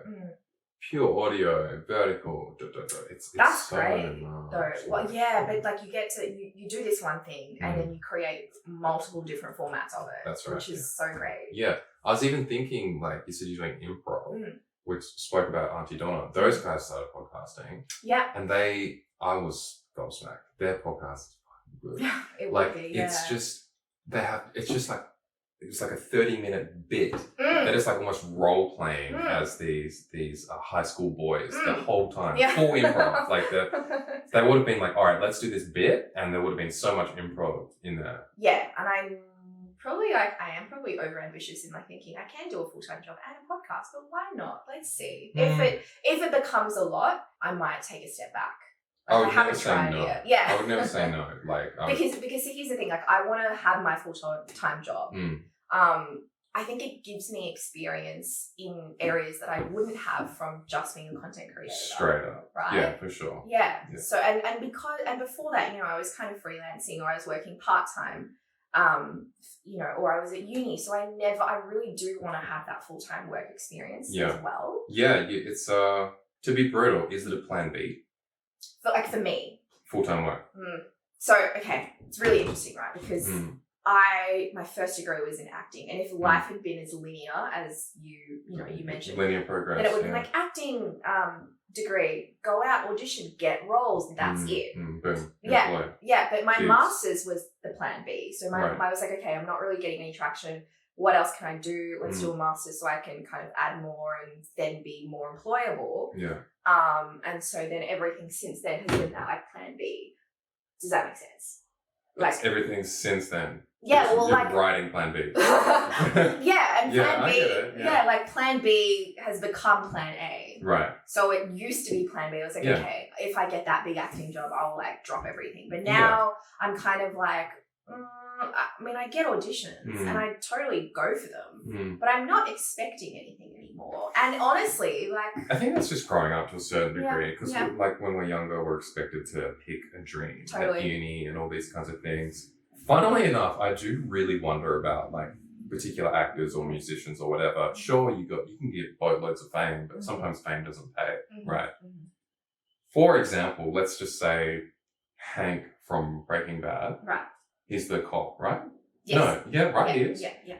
He's on Cameo. Yeah, like, right. why? Like the actor. Yeah, why? Is it for the meme or is he making money? Yeah, right. The cheddar. Like, it's like, and does that, is that good for his career or not? You know what I mean? You're right, because it's like, I see that a lot. Like, a lot of influencers have Cameo, but then I looked on Cameo and a lot of like fairly famous celebrities on and it's Cameo. like, and it's not like extortion. They're going through the same thing though, is booking their own gigs. Like, they're waiting for gigs in between. That's so true. I was so famous for being Hank, I must still be Hank. I am Hank. Like, my name is XYZ. Hank is paying that way, right? Yeah. It's still paying for it. It's still paying for it.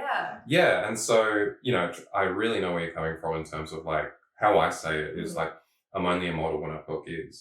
Yeah, right.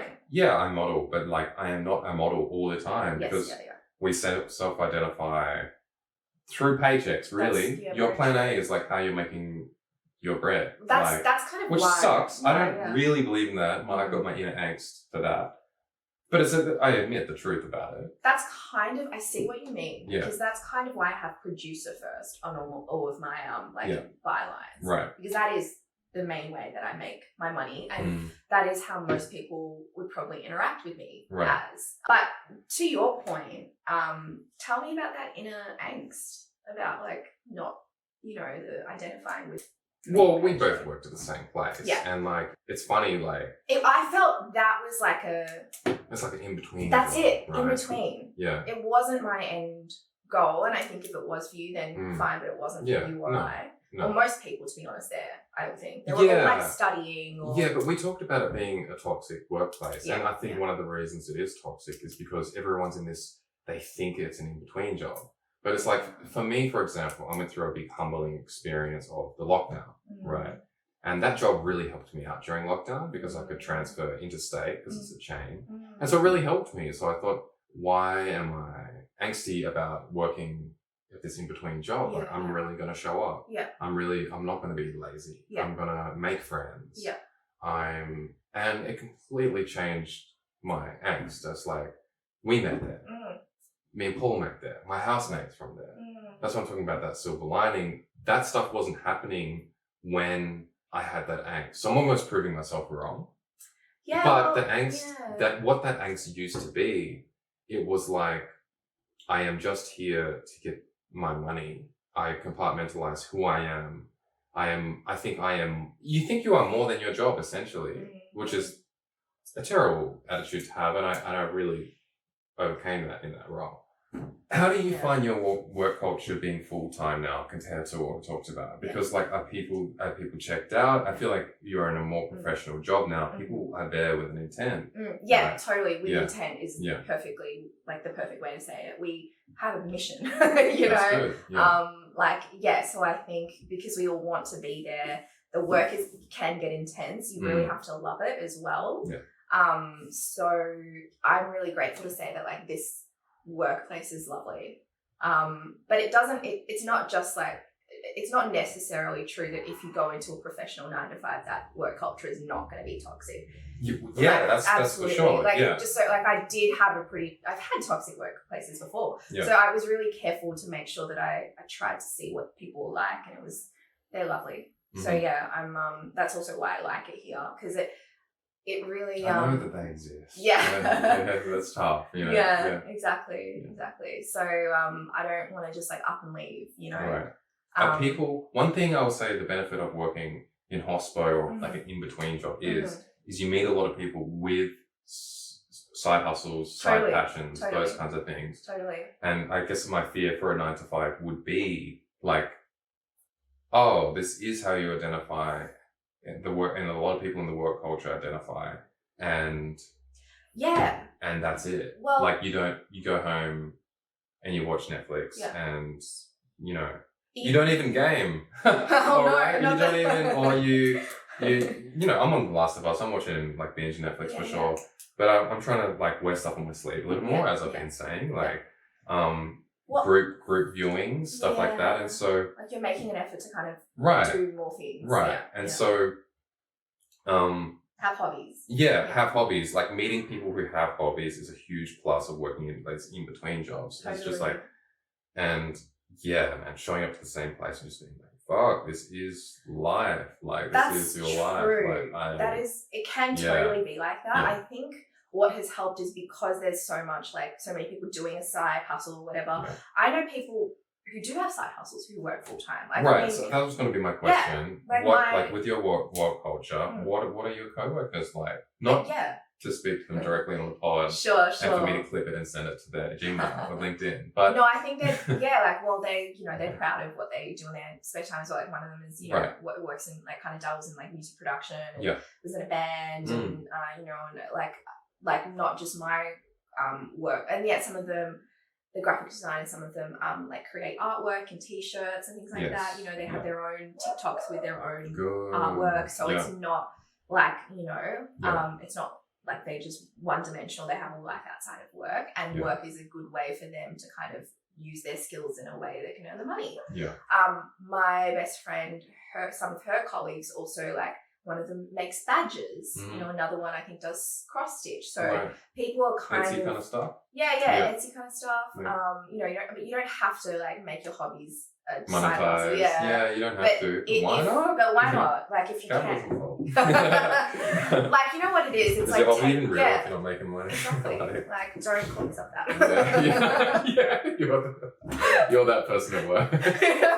Interesting. So I feel like, in summary, your plan A and your plan B have merged, and I feel like what I've said has, in some way, I hope to have, because what I was trying to get across with my stories is to kind of portray that I really do believe you when you say, you know, you self-admitted you had a plan A and it transitioned to a plan B, but you're grateful that they merged.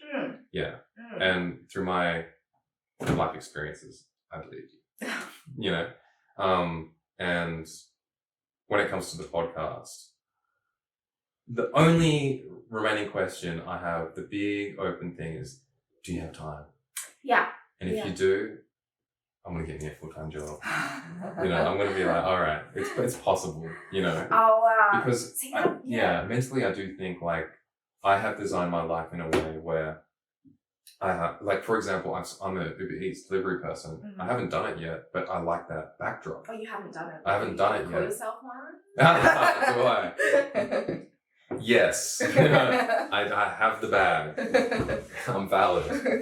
Like I said before, I really cherish having a full-time job for not just like it's like the security, you can kind of like go up and like there's different things you can learn that you just wouldn't if like I said you can learn at the job. Yeah. Just to say you're not learning like exactly.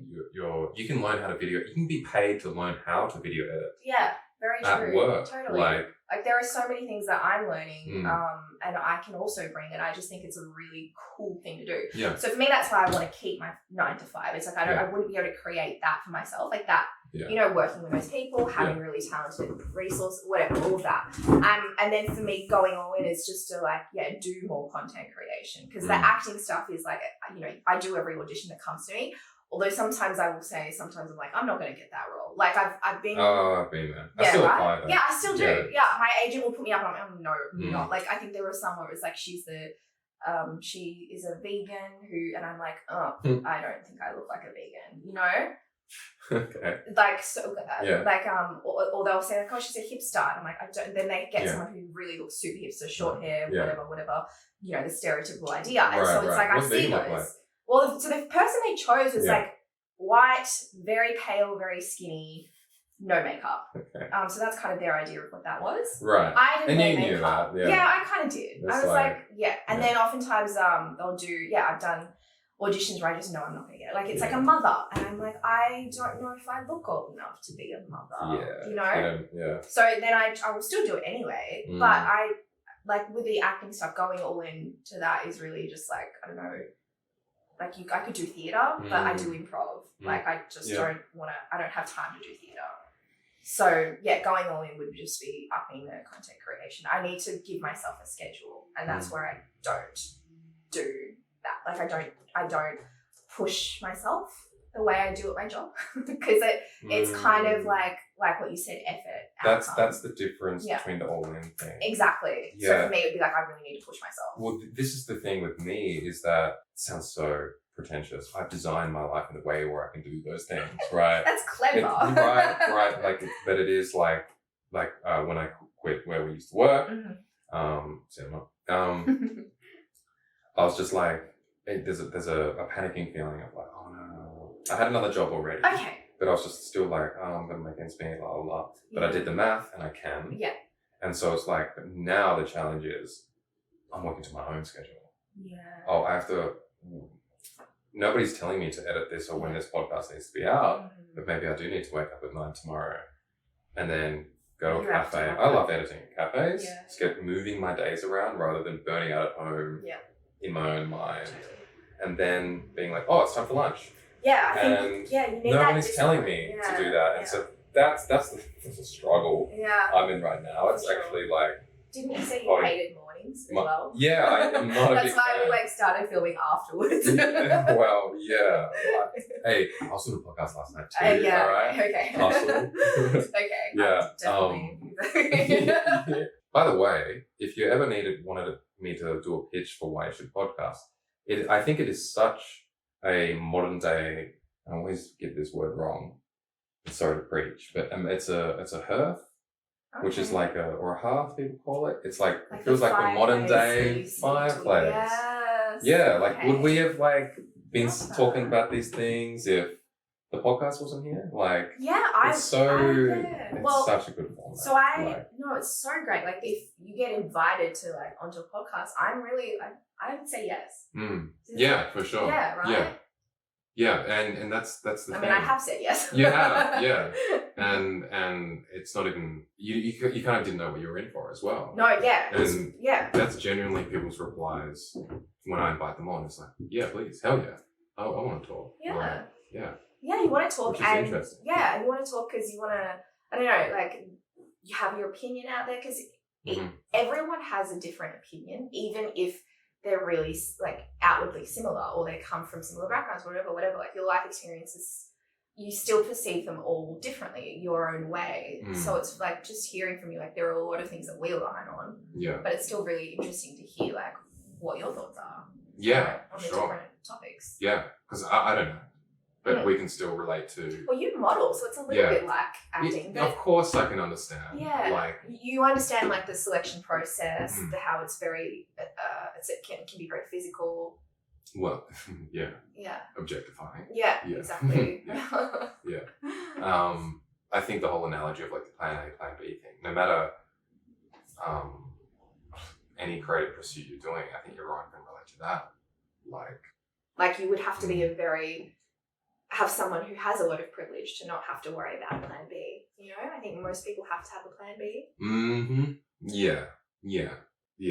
Which is something I play around with in my mind is like, what would I be doing if I were rich? Anyways. Yeah, it's a really... What would I be doing if I were super privileged? Totally. Like, it's a very fascinating subject. Yeah. Like, if you had enough money to not have to worry, how would I do? spend my time? How would you spend your time? Yeah. I'm asking, actually, though, like, how would you spend your time? I think I would do this still because I do believe in kind of like the mission of the podcast, which is like that I don't know if it's like gamers being underrepresented necessarily. Like, well, I think what maybe you do is like gamers just speak to gamers, but you're trying that's it. That's it for sure. Yeah. And I haven't got that slogan yet. Like my slogan would be, it's like tag a gamer, the inner world of the gaming, whatever. That slogan part is going to be like a 1-sentence pitch, right? You want to get your pitch down to 1 sentence, and it is getting closer for sure just from doing it. Yeah. And whatever that slogan's going to be is, I know it's there, and I believe in it. Yeah. Which is why I keep showing up for sure. Yeah. Which is, I used to not have that, and I had the dream, but not the like incentive, and I was making trash content. Like, I hated my own content. I didn't like... So because you didn't have that mission? Well, yeah. I wasn't like, oh, I hate my own content because I don't have the mission. It was just like, this doesn't have some kind of substance. Right. Like, truth be told, it was like, I was trying to get that clickbait. I was trying to do this or whatever.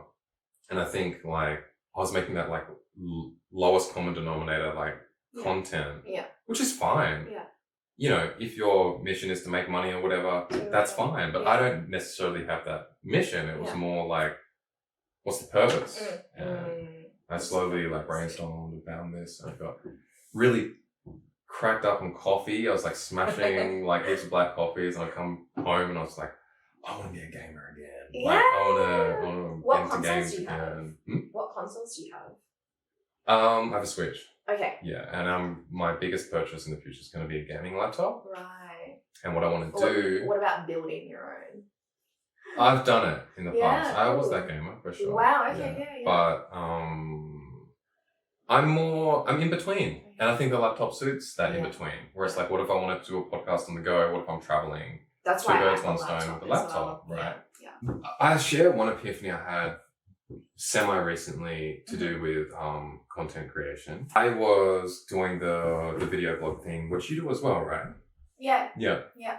Like vlogging? Yeah, vlogging. You called it video logging. Did I? Yeah. Oh. It is what it's short for, like video, vlogging. Really? But yeah. Oh damn, that's like, so proper. Wow. Yeah. What's your passion for that? What is your goal with that? Is it documentation? Is it you watch other lifestyle people like? Yeah. I think I watch other lifestyle people and I'm like, oh wow, that's really interesting to just. It's kind of like vibey, like it's kind of like chill vibes. You know, you get to like sit in the comfort of someone getting their house ready or their prepping some meals or something. And I just find that very comforting. It's like like they have their life like week kind of routine, and you get to kind of watch that, and then it's really quite satisfying to see the way they cut it, like the aerial view and then the chopping, whatever. So that for me is really fun to watch, just relaxing. And so I'm like, oh, maybe it would be good to emulate that. But I think also what's really fun is like you get that it's a bit more authentic. For sure. Like obviously it's all curated, but it is authentic in that they're doing this thing that they actually do in real life. Yes. And they're documenting that.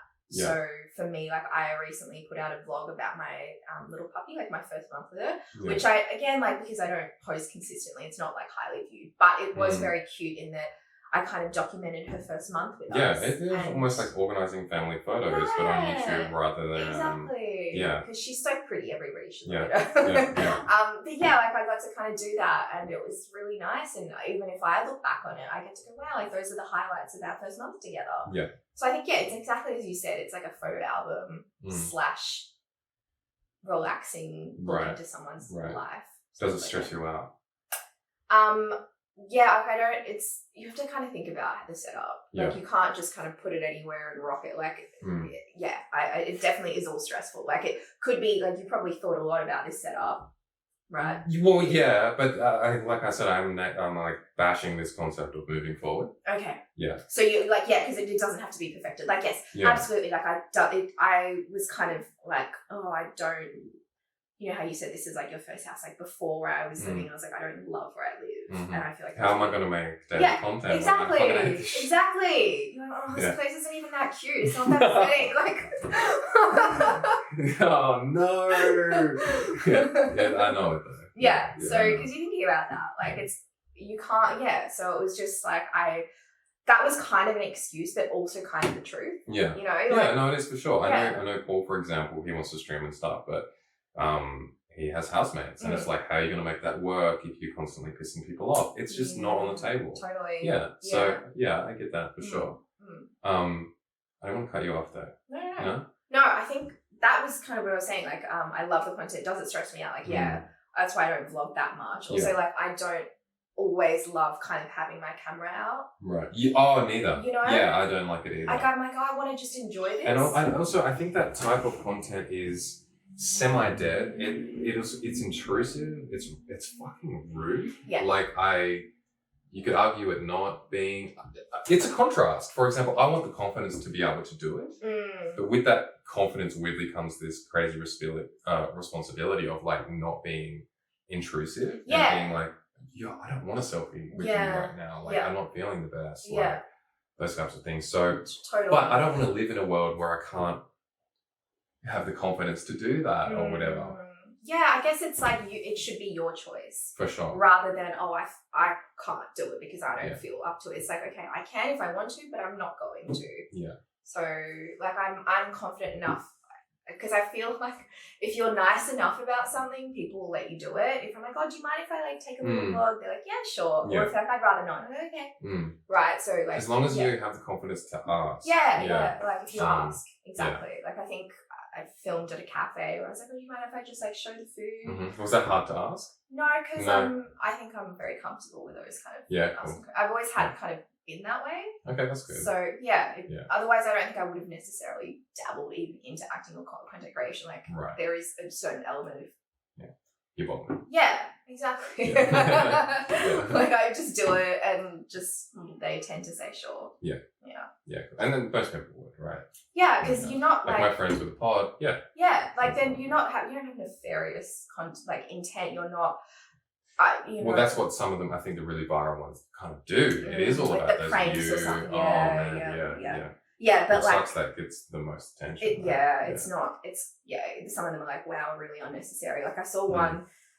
Like he had a box, like a pile of boxes, and he would pretend to drop them, and then someone was like, "Oh my god!" and they dropped their phone and it smashed. Oh shit! Like that'd be really annoying. But it was just it was a very innocent exchange. Like they were just normally doing their job, and I was just like, "Can I take some content?" And in this day of like social media, they're probably used to it.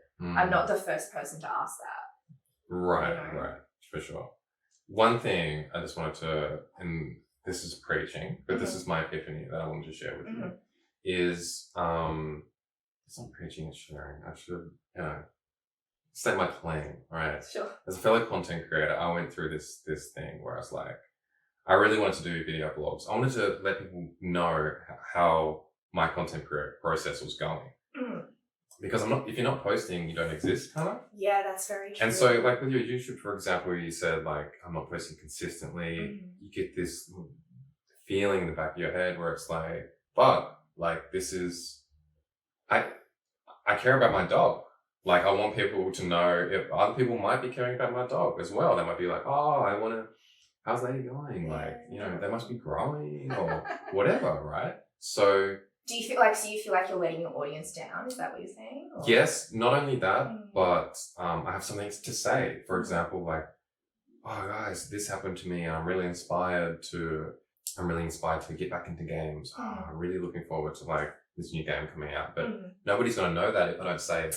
Yeah. Right. It's like if you clap in the forest, no one hears. That's right. That's right. And so this is where my preach comes in. But my epiphany, Discord. Have you messed around with Discord at all? Yeah, like we have to use it for improv. Really? Yeah, they used to do a Facebook group. Yeah. And then they've now transitioned to Discord. For me, I was literally recording a video blog, being like, "Yeah, I look really looking forward." You keep calling it a video blog. No, it's fine. Call it whatever. My vlog. Your vlog. That's what they say in China. They're like vlog, and I was so confused the first time I heard it. I was like, vlog, okay. Vlog, yeah. Yeah. It's my video blog. Whatever. I was literally recording. Always jacked on caffeine, just like really sociable, telling people what's been going on, passion, excitement, all that.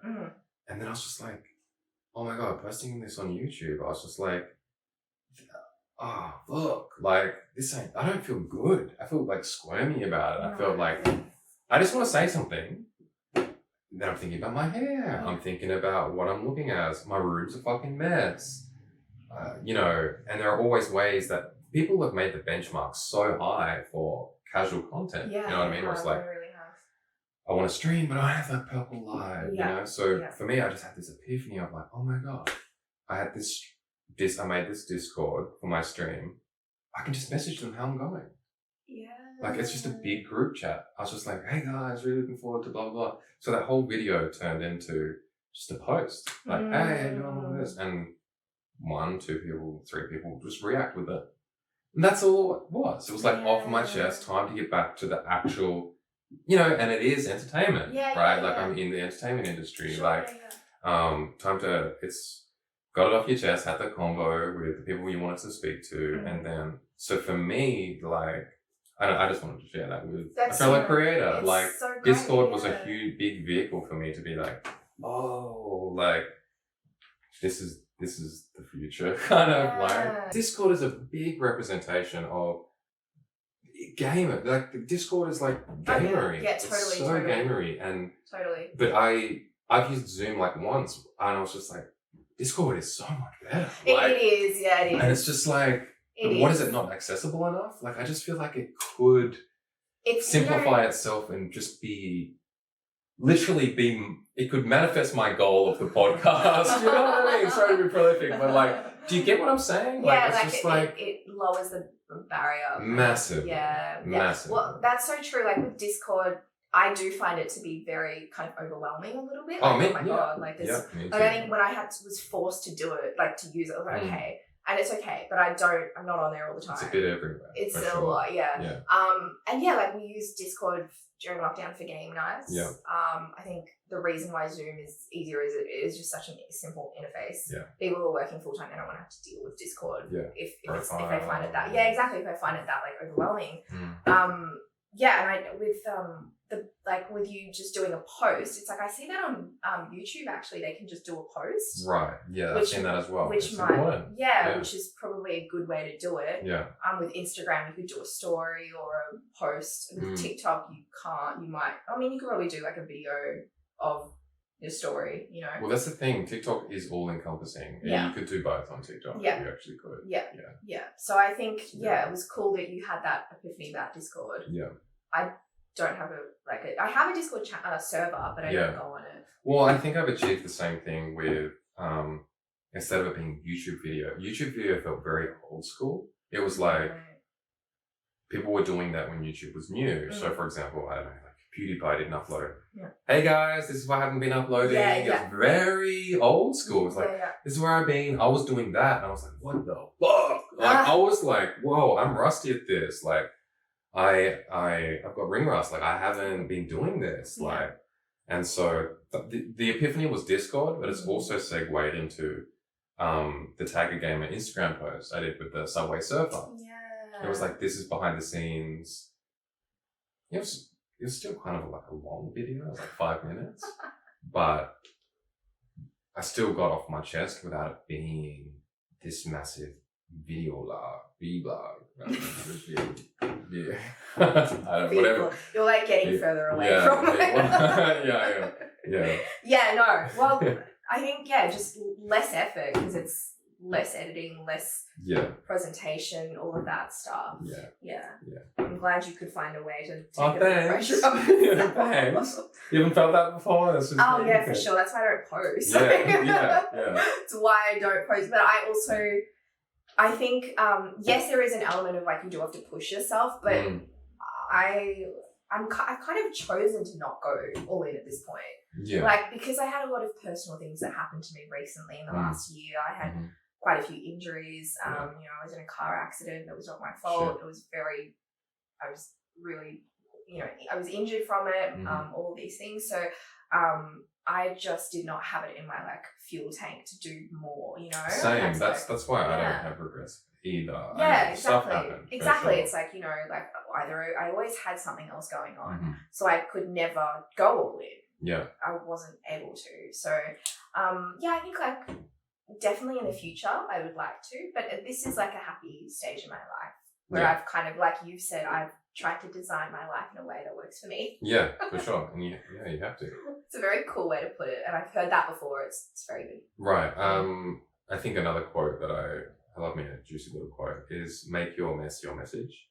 That encapsulates literally what we're talking about, where it's like everyone can relate to, I think like being a YouTuber was the most desired career for a certain amount of years with youth, right?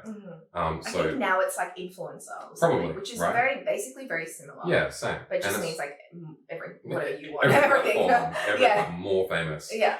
Yeah, but making your mess your message can be, like, you want to be an influencer, you want to be a YouTuber. This is the process of becoming that. So, for example, an idea for a video I've had is like, my podcast setup is very DIY. Like, it's not, I don't have boom arms and stuff, but it's happening. And so I can make a tutorial on how to do a podcast very cheaply. And the YouTube title could be how to make a podcast setup for under 500. Yeah, that's great. And that's helping people. And there's just stories that, you don't have to wait to tell because they're interesting and they're part of the process. For sure. That's totally true. It's like, just be transparent about what you're doing. Yeah. Because you never know, it might help someone. And also like, it is part of, make your messy message. That's so great. My outro was going to be, I hope you come on the stream. Oh. Yeah. For sure. Yeah. I'm live streaming one time, like when I get set up properly. Totally. Or like, how far away is that, do you think? Like getting properly set up. That's another thing I've been going through as well. It's just like delayed gratification. Because that's what I'm thinking. Like, do you want to like, if I could force it right now with this brick of a laptop I have. Like I could click go live, but I'm really like, I'm not kicking myself over putting some pride in some production. Yeah, so sure. I'm aiming for like early March. Yeah, I'd be down. I hope. But yeah. Yeah, I'd be totally down. Just let me know, like, vaguely what game. Like, do I get a choice in what game it is? Yeah, for sure, of course. Actually, don't give me a choice because like I said, I don't know that much. Yeah. Like, just be like, well, here's a game because you're the expert between the two of us. Like, you're the one that you should just go, oh, we're going to play this game. Yeah. And I'll be down for it. Yeah. Obviously, the more violence, the better. Yeah. Yeah. No, I don't actually mind. Like, It Takes Two. Lots of killing. Yeah. It Takes Two was not that violent, but there was a really violent section in it, and I was like horrified. Yeah. If you've played it, you probably know what happened, like which part is really violent. You want me to say? Yeah, it's just, it's like you have to drag an elephant to its death and like kill it, and it was just like, it was like. No, I mean, actually for that one, no, because you like really developed a relationship, and it was a really cute elephant that wanted to love you. It's like, well, I want to play with you, and then you have to like bash it to death. And the two people were like, oh, we're doing it. And they're like, this is psychopathic. Whereas in GTA, you're meant to kill these people or whatever, right? Well, I don't know. GTA, no, but the other ones, you're meant to kind of get 5 stars. Exactly. Yeah. Whereas this one was not about killing until it suddenly became killing. And I was like, oh, well, it was... Some people do obey the traffic laws of GTA, though. How boring of them. No, it's actually quite fun too. If you follow the rules, you get to kind of play the game. But I think it's fun to kind of like do different things. It's not very boring. Sorry if I've offended you. No. I'm going to invite you over to the stream and I'll be like, obey the traffic laws. I promise I obey normal traffic laws. Like I said, no consequences in games. Mm-hmm. Yeah, cool. Bless. Cheers. Thank you. Thank you for having me on. Yes. Yeah. Thanks. Hey guys, thanks for making it to the end. If you've noticed my voice sounding so different now as comparison to the podcast, is because we did have a bit of a microphone issue. That'll be fixed in future episodes, which I'm hoping to do at least once a week in the future when the work flows down. You can also catch my stream every Tuesday. Right now we're playing a lot of Smash Bros. Other than that, I want to thank Aly for coming on, for being on my podcast at such an early stage. Once again, follow her on ally.zhang at her Instagram and TikTok. And yeah, hopefully we see her on the stream sometime. Thanks for listening or watching. Bye.